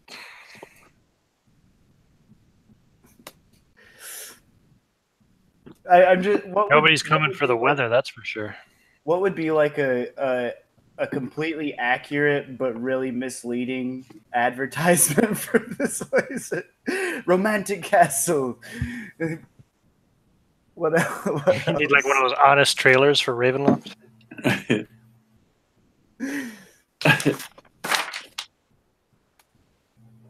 Want to get away from the hustle and bustle of the city? Forever?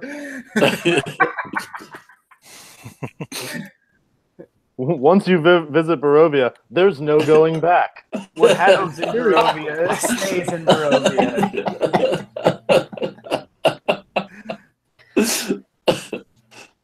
Those were my thoughts exactly, Jeremy. I was actually going to suggest it before peace. Decided to be more diplomatic. What, throwing her out the window? Or no, locking her in the death room. I mean, we can still do that. That would be. I think that'd be a new low for one of my my games. You throw a teenage girl off the battlements of Castle Ravenloft. Well, no. She's more reason to do that. Well, she is kind of dead weight, and I can't carry her. I'm already at 4 pips.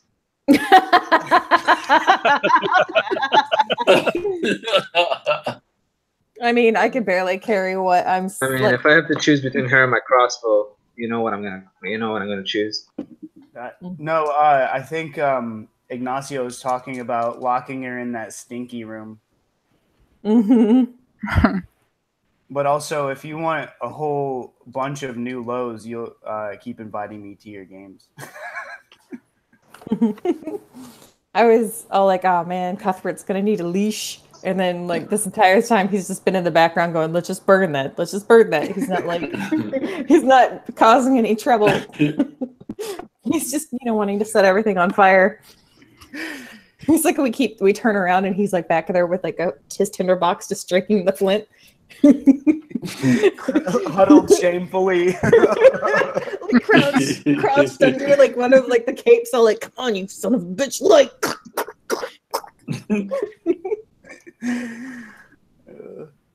trying to time it so that it sparks like as we're leaving the room, so by the time we're down the hallway, that's when it goes up, and so it can't point your finger at you. Does anybody else smell smoke? I don't smell nothing. Let's move along. It's like, nope, no, that's right, I agree with Alistair, we should keep moving forward. Can't go back, don't go back, stop looking back. There's nothing back there for you. It's nothing back there but death. Everybody's back now anyway, yeah? Yeah. Yeah. Okay. Yep. My kid's still on the computer, but she should be off any minute now. So I think we can carry on. One more game, Dad. One more game. So yeah, I know. That's exactly what she said. I'm in the middle of a video. Come on. Mm-hmm.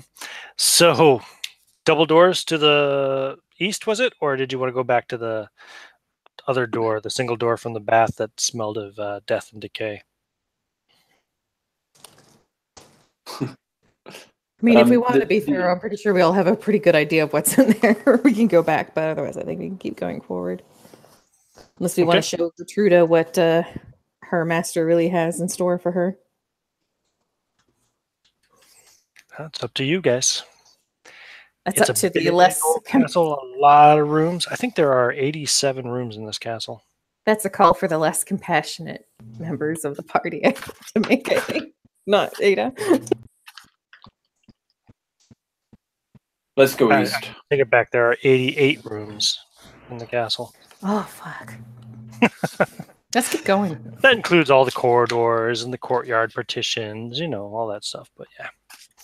Okay, double doors to the east. Who's opening the door? Torgal? Are you leading the way as I'll Gertruda has open the ordered door. you to do so? Yeah, I'll open the door. Sorry, say it again. I lost it. Yep, I'll open the door. Okay.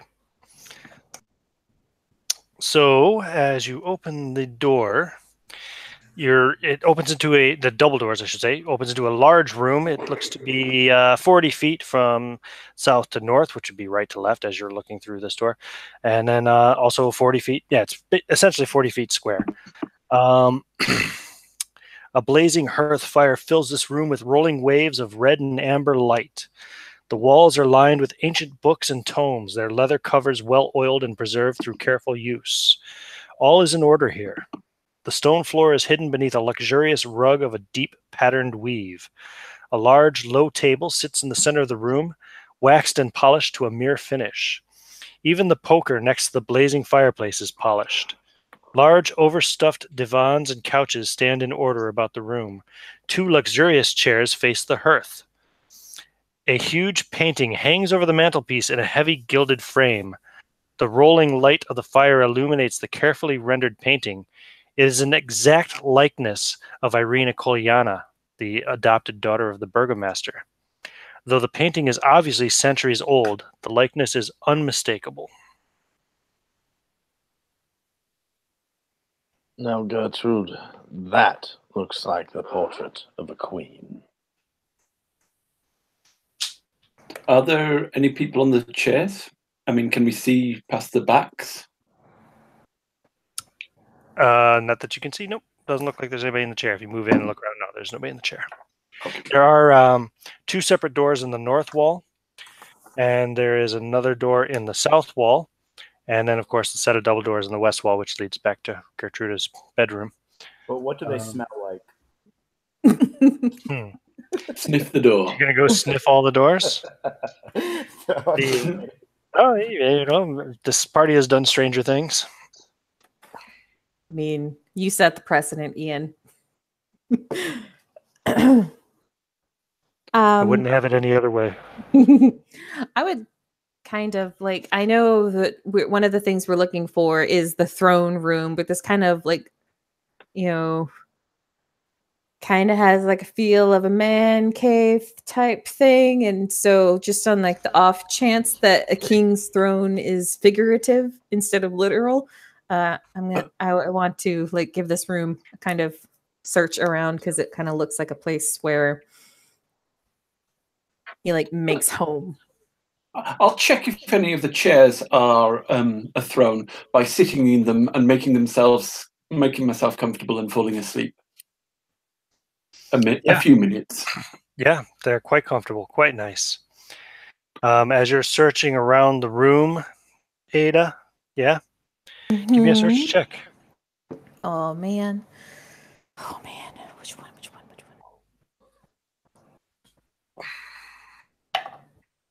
Nope. Okay. Nope. No, it was a 5. Give me a wisdom check. Wisdom. That will be a 10, so that still succeeds. Yep. You at the door to the south, the single wooden door on the south end of this room, again, you get that smell of death and decay. And if you're thinking right, that probably leads back to that same room. Okay. Since we didn't have to like circle around to it, like curiosity is gonna get the better of Ada. She's gonna open the door and just look in. Oh, okay. You open the door, Mm-hmm. and dust fills your lungs. The musty smell of death and decay swirls all around you. Before you, a long table of polished oak lies beneath a blanket of dust. The rotting tablecloth lies tattered beneath dusty china plates and stained silverware. In the center of the table, a large, tiered cake leans heavily to one side. The once white frosting has turned green with age. Cobwebs drape like dusty lace down every side. A single doll figure of a well-dressed woman adorns the crest of the cake under thick layers of dust. A window in the south wall is draped with heavy curtains. There are wooden doors in the north and west walls. The north one is the one that you've just opened. And there's an ornate steel door in the east wall. The other wooden door probably leads to the bath chamber. Yeah, that would seem right. Okay. The west door. The west door, yeah.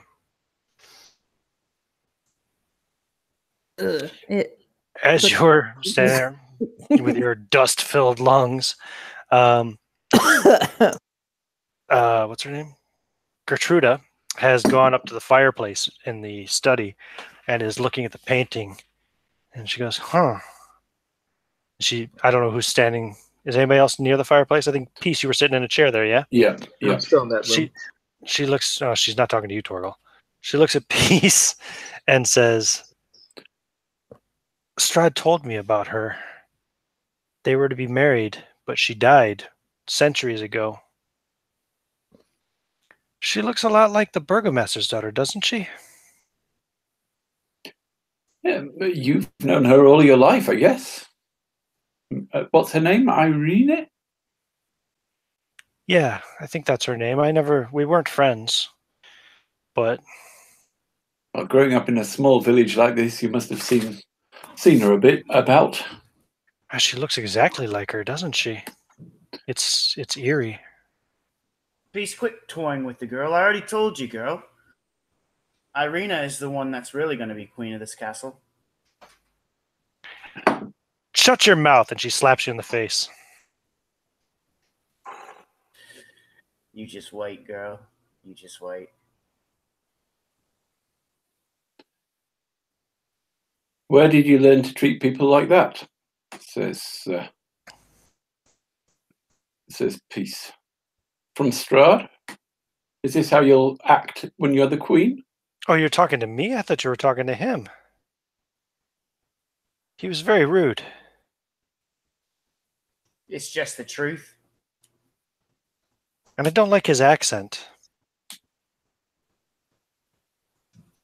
It is quite It's very common and poor. I'll have you know, girl, that I'm not common nor poor. Probably Really? the richest member of this, the ever victorious. Are you? See, and he shows her this silver statue that he nicked earlier. And the fact that, like, Ada tried to bribe him and to not take that statue. He really is probably the most wealthiest of us right now. Yeah. Despite the fact that most of his wealth is lying at the bottom of the mountain. Mm-hmm. I'll get that back one of these days.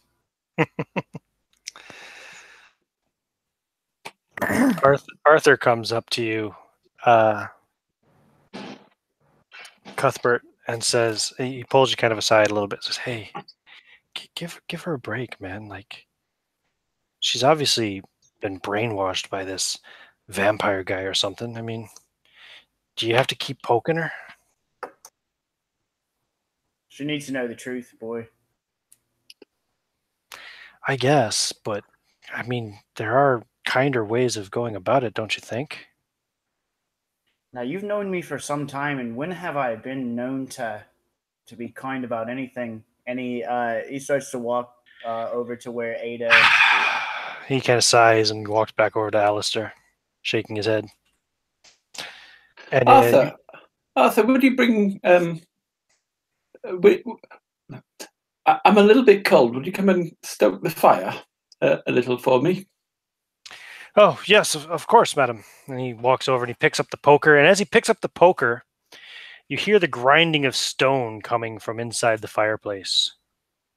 And there's a draft comes through. The flames kind of billow a bit outward. And Oh, you did that better than I expected. he puts the poker back down, and you hear the grinding of stone again, and the draft stops. He says, I didn't mean to. Did I do something wrong? He looks over at Alistair. Look, you're very sharp. You're very sharp, Arthur. Did you see that? I say to Gertruda. That's what you want. A sharp-minded man. Forget this Strahd with his sweet talk. You want somebody honest and sharp like young Arthur here. She kind of looks him up and down a little bit, and well, my master will live forever.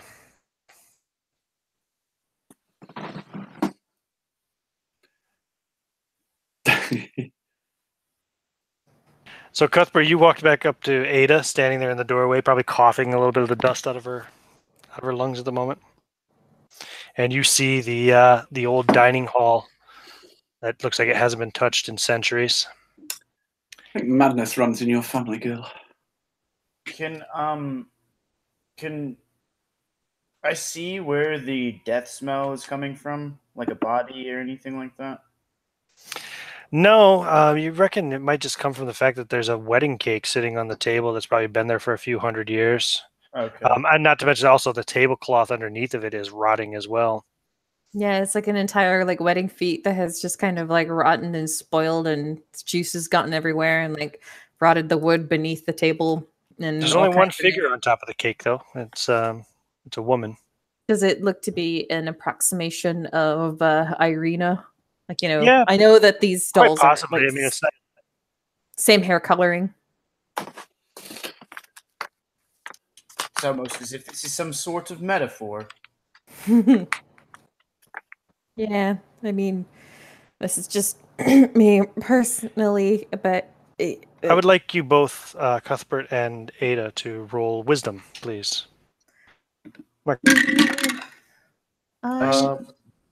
got 8 under. I got a 12. My wisdom's a 15. Okay, yeah, Cuthbert, you find the toy figure of the groom on the floor. I'd like to put it back where it belongs. I'm going to put it on the top of the cake. Okay. Does it look like Strahd? Give me a dexterity roll.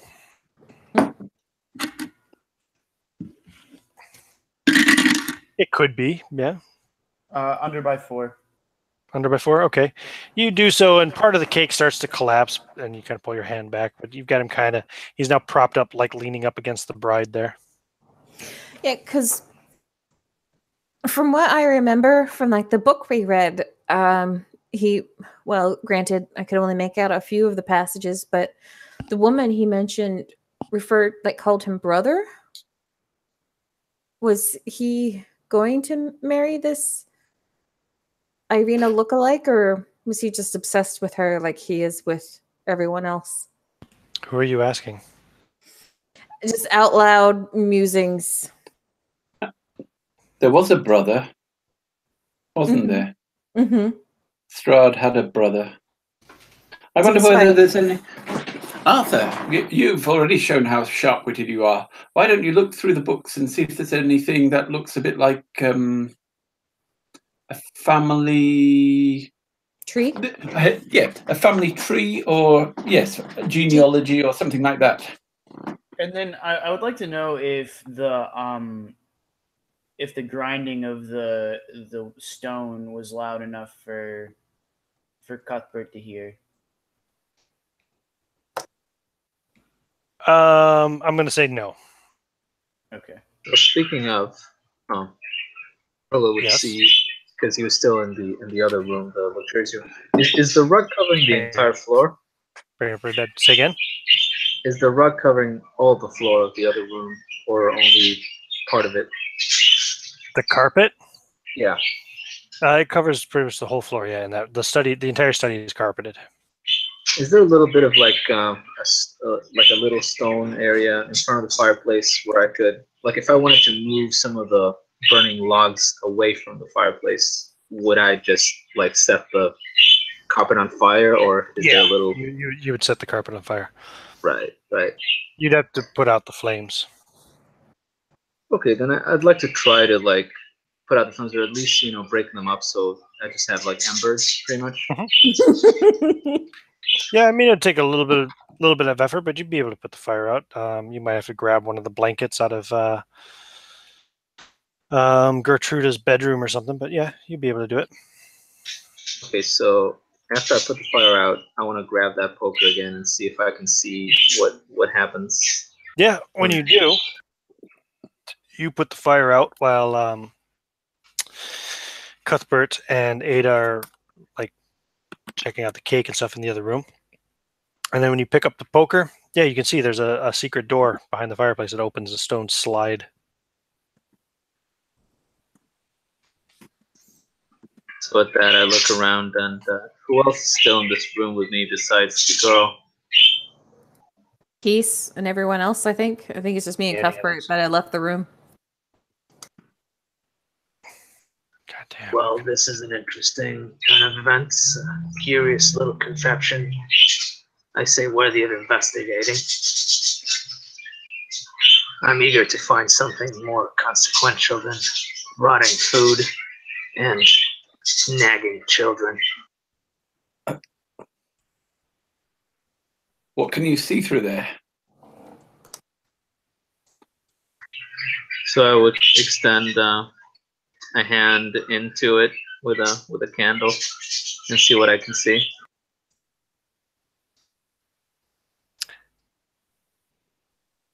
Yeah. Okay. So you see, basically, there's a 20-foot wide and about 10-foot deep kind of little. Or sorry, no. Sorry, that's the fireplace itself. Sorry. So yeah, about 10 feet back from where the front of the fireplace is, the door that slid open is there, and you're looking in there. You see a smoky room. Glinting through the smoke, however, you see gold, silver, and copper coins scattered around a closed chest.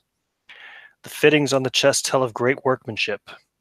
Attached to the east wall are 2 torch sconces. The southernmost sconce holds a torch with an intricate metal base. The other is empty. A skeleton of a man lies against the wall in broken plate armor. His right hand is on his throat, while his left hand holds the matching torch from the empty sconce.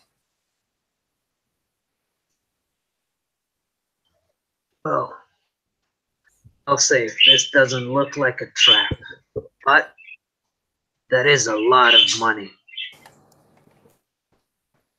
If only I hadn't cast Augury earlier today.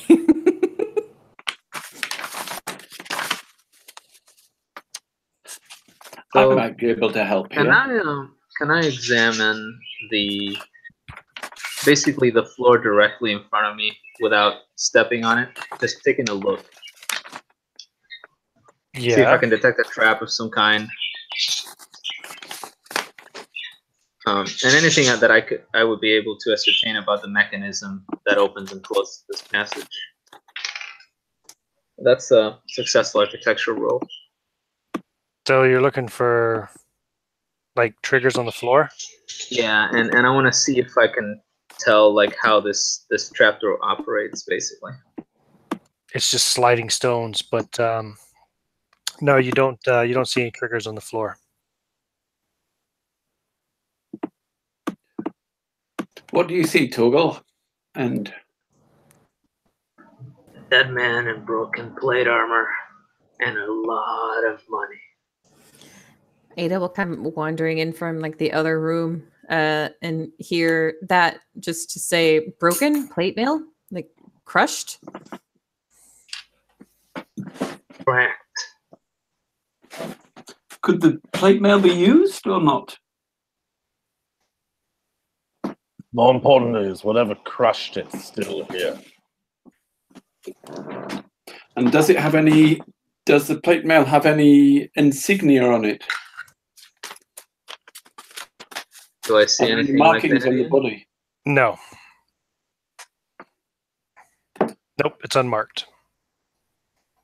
So The plate is definitely ruined, though. It would take it would take some serious armor working to try to make it usable ever again, but probably wouldn't be worth it. Like, how badly does it look like he got squished in like a one of those can recycling things, or does No. it just? Well, broken how, man? It's just like, yeah, it's like it's been broken apart. It could have, maybe it was in bad shape already, and maybe it's just falling apart. It's a skeleton, so he's obviously been here for a long time. Mm-hmm. It doesn't, you know, you don't see any signs. There's no blood or anything on it, so it's not like he was smashed in the chest with a hard, heavy stone or anything, you know. But We're not looking at a Temple of Doom So situation. I'd like to get one of those chairs, those luxurious chairs, and basically toss it into that chamber. you want to get one of those chairs, and you're gonna have to break it up to get it through the fireplace. Okay, so I'll break it up, and then I'll get like a club-sized piece, maybe a leg, and just Like a throw what? it into the chamber God in damn the it. direction of the dead body. I'm not hearing anything. Hold on. He's gonna get a club and throw it in the direction of the dead body. I like break the a leg chair. off the chair and throw it in. All right, hold on, guys. I'm gonna leave the hangout and try to rejoin because I can't hear anything. I'll be right back. Don't go anywhere. Quick, everyone, leave! Let's make a new hangout. Make a new hangout. Whenever he comes back, everybody drop your notebooks on the floor. somebody buy the module real quick and read it. I hope this works because next thing I'll just have to throw the girl in. Good luck. Right?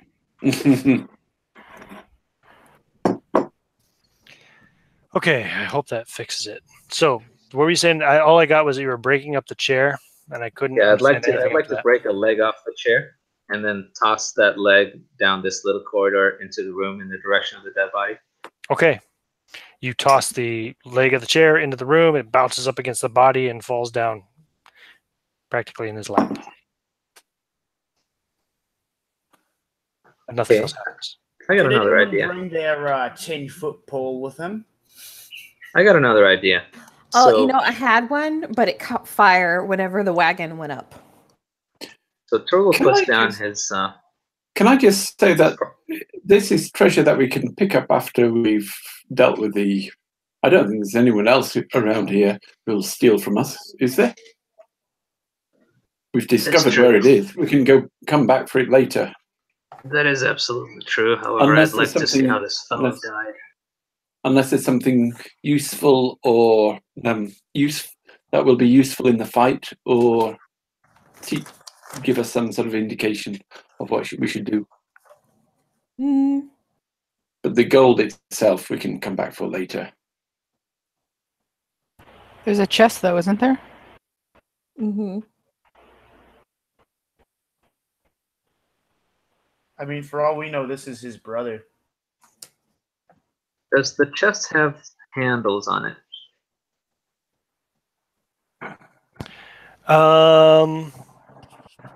Sure. Brother of the dark. Because we have it could be, if Ada's kind of thought that perhaps the king's throne wasn't literal, it could be there might be an object, or there could also be, like, we had a card about the fallen prince. There was supposed to be something of power in a place associated with this prince. Or wait, that was supposed to be in a tomb, the crypt. We didn't search the cathedral for the crypt. That might have been a good idea. But Oh, yes, go down from the chapel. Let's continue going up, but you're right. There was a staircase going down from the Mm-hmm. chapel, and we can investigate that once we've done the up.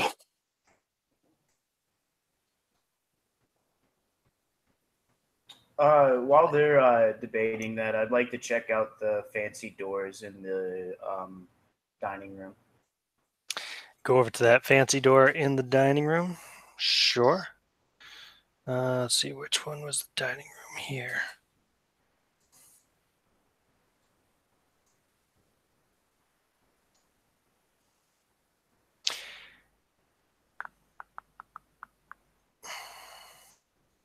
The metal door. Yep. No, I'm just checking something real quick. I want to see if it's locked or anything. Okay. Yep. So yeah, it's an delicately engraved steel door, And just like it patterned. It's not engraved with any words or has like anything. a regular knob on it. Yeah. Well, like a handle. So I'd like to check the handle first to see if it's unlocked.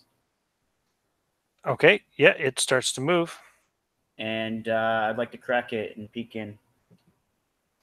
Okay. So you crack it and peek in. There's a dark room there. Do you have a light source? Whenever I notice how dark it is in there, I light a torch. Yeah. As you do, the light reflects off this door, off this steel. It's almost like a magnifying, effect. The door seems to almost shine with a light of its own once you light up the source. And the door seems untouched by time. There's no dust or anything on it. And as you kind of peek in, you can see that on each side of the door, left and right, there's an alcove filled with a darkness that shames the night. And you see a figure standing like a shadow within each alcove, still as the cliffs of Balanock themselves. Yeah, I kind of so I step, and I don't see anything moving or anything, right? No. Nope. Yeah, so I step in the room, and Okay, roll initiative. Yeah. D6 plus your dex modifier. All right. 5. Okay, you have initiative as the two figures both move. They come down like off their kind of little pedestals there in their little alcoves.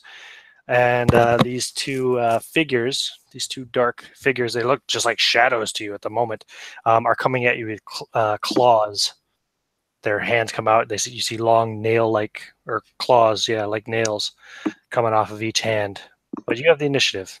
So I dive back out of the room, kind of rolling as I get back in there, and then I slam the door shut and hold the handle, and I say, "A little help here," and I call back to the rest of the party members.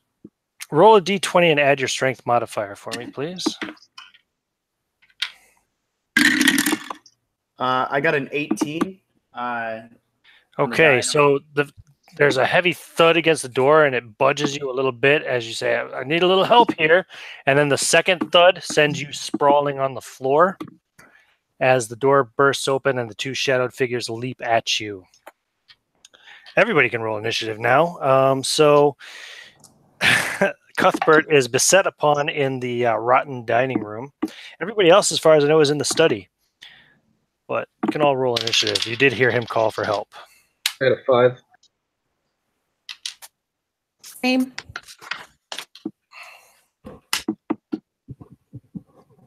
Okay. I get a 1. 5s, 2s, 4s, 3s.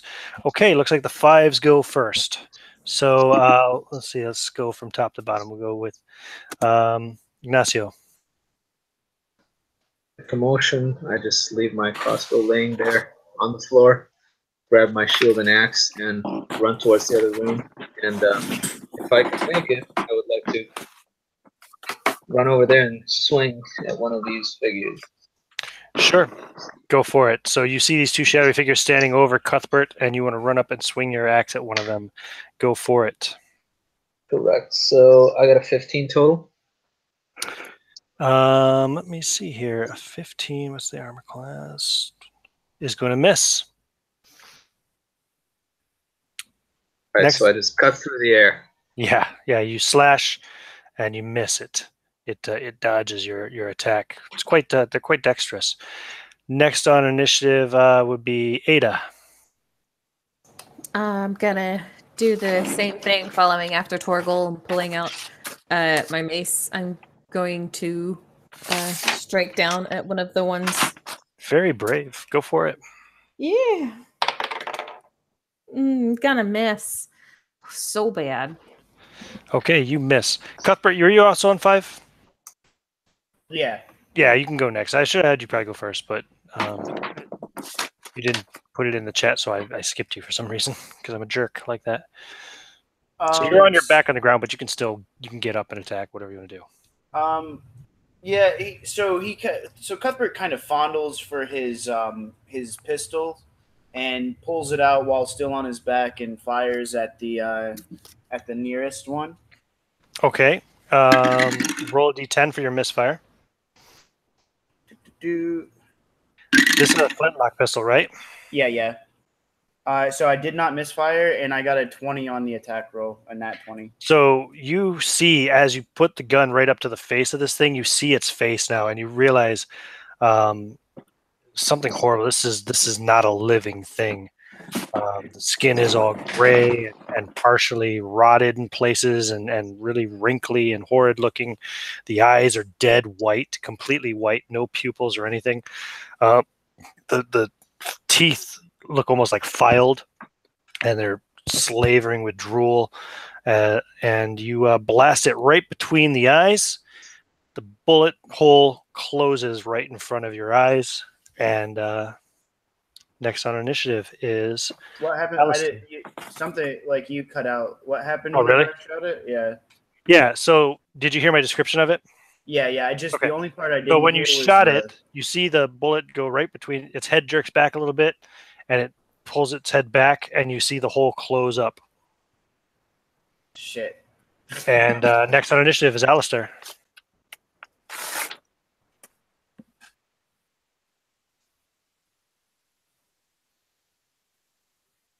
So Alistair pulls Arthur kind of behind him and a little bit to his side. And are any of these things sort of separate enough that I would have a fairly clear shot on one? No. They are engaged in melee with 3 of your party members right now. And I just got a nat 20 on it, so I think you're going to have to figure out a different tactic. Yeah, I'm just trying to figure out if Alistair has any idea. You can take a shot, but you have a 1 in 5 chance of hitting any one of those beings there. So he'll rebrace the pistol and draw his sword and prepare to get in there. But I don't know. Am I able to do that all in one turn, or do I have to wait till the next one since I'm drawing? You're putting your pistol away, drawing your sword. Yeah, I'll let you do it, but I'm going to give you -2 on your attack. All right. Yeah. So you can always use your bless to counteract that if you want, but yeah, sure. Why not? I'll just do a straight 2 points just to counteract it. Yep, go for it. And I rolled a nat 20 with my plus however much sword. I forget what you said. Plus it's a magical sword, right? Yeah. Cool. That will hit. Give me your damage roll. And mediums is a D8. Oops. Okay, so that is 4 damage plus. That's plus 3 damage as well, right? So 7 damage. 7 damage. 1, 2, 3, 4, 5, 6, 7. Nice. Yep, you damage it, and it hisses at you horribly when you do so. Next on initiative is the bad guys.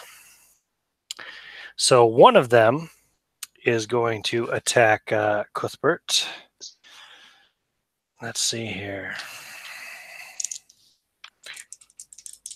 What's the hit die? Yeah, okay. Got it.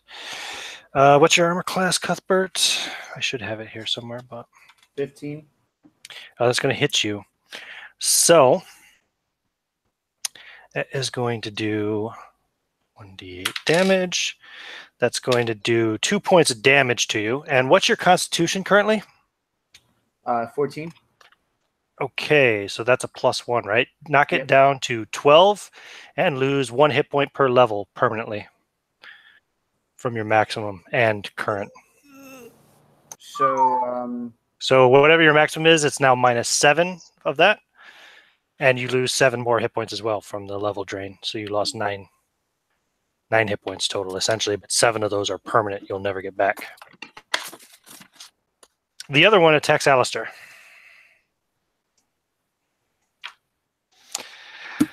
An 18. Does that hit you, Alistair? No, I have a 19. Okay. So it scrapes against your armor and sizzles a bit. And you can smell almost like a brimstone-y kind of smell from the smoke that rises off your armor as this thing scrapes on it. And next on initiative is Miklos. They only get 1 attack, right? Yeah. Miklos is going to take out his garrote and try and come up behind one of these things and wrap it around its neck. Okay.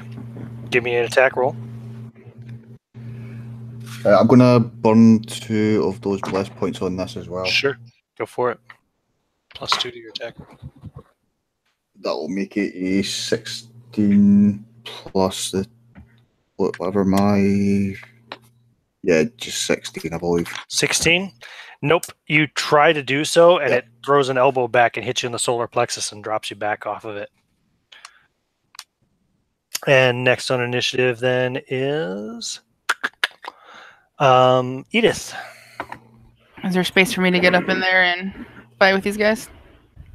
Yep. It's a big enough room. It's a right. what, 30 by 40 foot room. Just making sure. Yep. All right, Nope. so That's okay. I'd like to get up to the one that's not been damaged yet, Sure. and I'm gonna fight defensively. Okay, so that gives you a -4 to attack, but +2 to your armor class. Yeah, and I got a 24 to hit. That will hit. With That's a magical weapon? Yeah. It's the +3 one you gave me. And 9 points of damage. Nice. 9 points of damage. Ooh, it's pissed. Okay. And last on initiative is Peace. Peace tries to roll out of the chair, but she's just sitting down a bit too low and says, "Gertrude, help me get up." And she, on the second attempt, Gertrude gets her to her feet. And how high is the ceiling through in the room that they're all fighting? Probably 10 feet. And 10 feet. Okay, I'm gonna sort of I cast a spell. I mutter ancient eldritch magics, and Edith grows until she sort of towers up above everybody, holding a sword. She's grown. I don't know what her weight was before, but say she was about 150 pounds. She's grown to 375. She's almost she's gone over double her original size, and she'll do 140% more damage. And basically, each time you do damage, you add another 140% to it. Okay. And you're massive.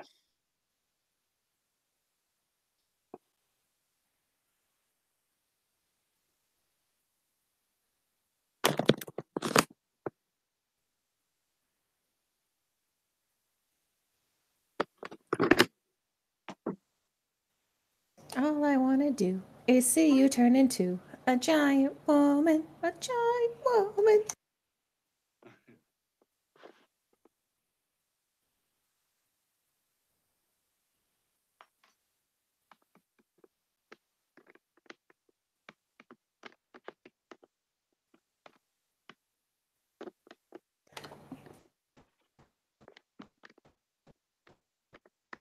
What's going on now?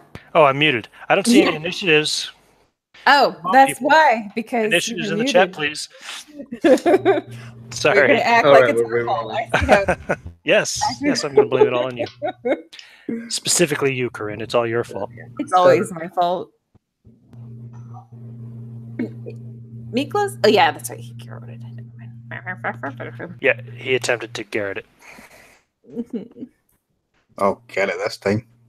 1, 2, 3, 4, 5, 6. I'm still missing some. Oh, there we go. Okay, that's already. Okay, so first is going to be Jesus Torgal again. Christ. Torgal. I couldn't remember the damn name. I was going to call him Taco. Okay, Taco. Okay, so I will try to push it I back must with my be shield and strike at it. Okay, go for it. And this time I have a 23. That will hit. I hit for 11 points of damage. Nice.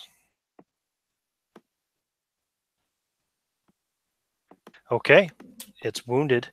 Let's see. It's going to attack you this time then instead of Cuthbert.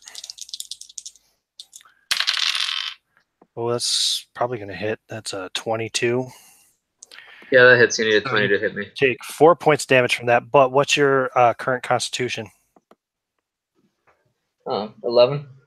11. So it goes down to 8. Yeah, I still have a +1 because I'm a dwarf, but it's 11. So it goes down to 8. It goes down to 8, and you lose Okay. 1 hit point per level. So you lose an additional 7 hit points permanently. So you took a total of 11 points damage essentially, but 7 of which you'll never get back. Okay. Okay. And whoa, somebody just fucking flooded the chat there. Holy shit. Okay, guys, gotcha. The other one is, see, the other one's going to attack Edith. It's going to miss. That's an 8. That's a terrible roll. And next in the initiative is, let me scroll up here, Miklos. Okay, Miklos is still going to attempt to choke it out. Okay, go for it. Try again. Yeah, I know he'll use the last 2 of his blessed points on the attack. Yeah, you can't take them with you. Yep, and I can't do anything with them apparently. That's a 6. Ooh, unfortunate. Yeah, this time you don't even get over. You just completely, you like hit it in the shoulder or something and it just brushes you off like nothing. And next, God damn it, stop typing. Next is Ada. Okay, so these things, I definitely saw that it was super gnarly, right? Whenever it was attacking my friends. Yeah, it's gonna all see their face now. Give me a... My Control F is failing me on this spell. God damn it. Good, because I'm trying to figure out what I'm trying to do. Hi. Hello. God damn it. Okay, there, now I hear you. What did you get? I seeing that these things are super gnarly. I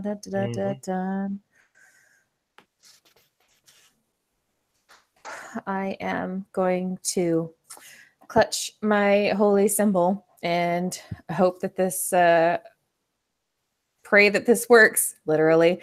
And I'm going to cast protection from evil, 10-foot radius.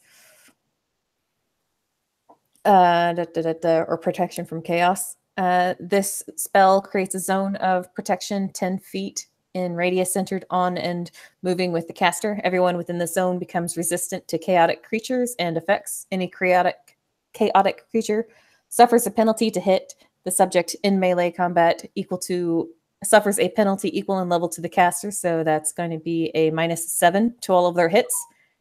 And all of the other creatures are going to get a bonus +1 per level of caster. So everyone's going to have a +7 to hit. Against any attack or effect caused by a chaotic creature. Also allows saving throws, blah, blah, blah, blah, blah. Cool. Lots of things. And it lasts for 1 round. So One round? Okay, one round. Mhm. Well, hey, one round is good, though. So next in initiative, so that'll last until your next turn. Yep. So next in initiative is going to be Peace. And Peace, you get that +7 to attack now. Peace. Peace isn't going to do.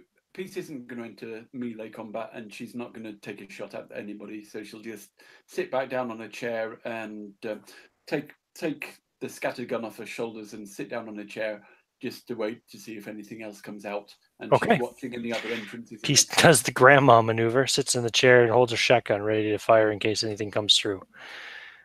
You see, when you go in there, you can see Arthur is holding Gertruda back, and he's got his sword out, and he's kind of standing in a defensive posture in front of her, back in the study room. So I'll praise Arthur and try and get Gertrude to like Arthur. That's my that's your matchmake. new goal. Cool. Yeah. Edith. Continue to fight defensively. And 24 to hit. 24 to hit hits. Give me your damage. even with the +7, it's only at 24. Yeah, I didn't roll that well. Oh. Rolled well enough. Damage? Yeah, hold on. It's 1 second. Oh, okay. I thought you might have said it and I didn't hear you again. So I don't know what's up with this lag. It's really fucked up on my end. 4 damage, because I rolled like crap again. Wow. Oh, but that was that before you added any bonuses, or? That's after the bonus. So she rolled a 1. Yeah. Yeah. Okay. Next in initiative then is Alistair.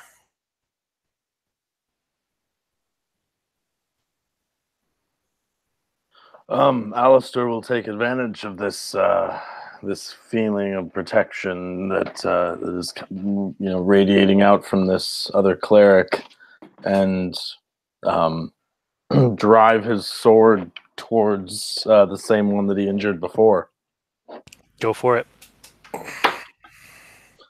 Ooh. Don't forget your +7 to hit for the protection thing. Yeah, so that'll put us up to an 11, 12. Oh, no, that's not going to 12. hit. That's going to miss.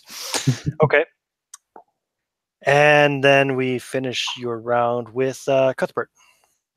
So Cuthbert pulls his saber out of the sheath and attempts to hit the nearest one. Yeah, the one that attacked you before. Go for it.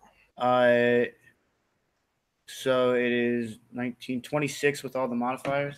Nice. Give me your damage.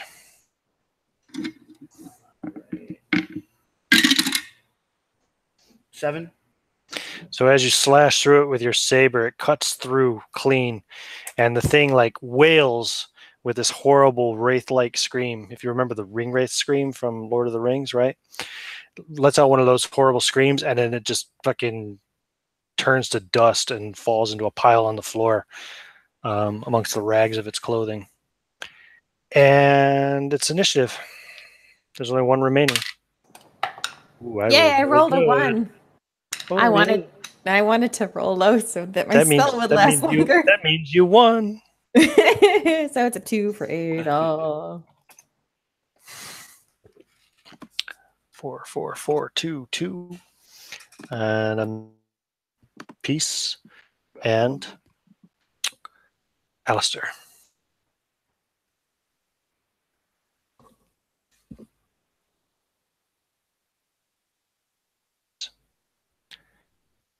Hello? Alistair's got a 5. Okay, cool. Okay. And peace? 1. Got it. Okay, so the Wraith is on 6. He goes first. God, he's getting beat up by a lot of people now, but primarily the one that's really hurt him is Edith. So he's going to attack Edith. Edith's armor class, so he needs a 23 or better to hit. Get the protection. He misses. I rolled another 2. He misses, and next then is Alistair.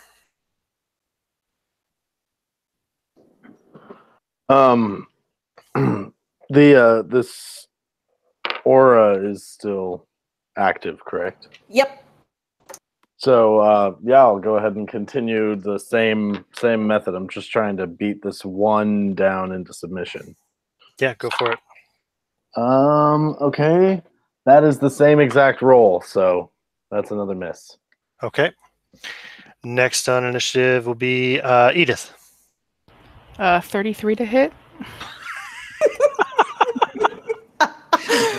You hit God with that roll. That hits. Give me some damage. Holy God shit. damn. Did you roll another one? No.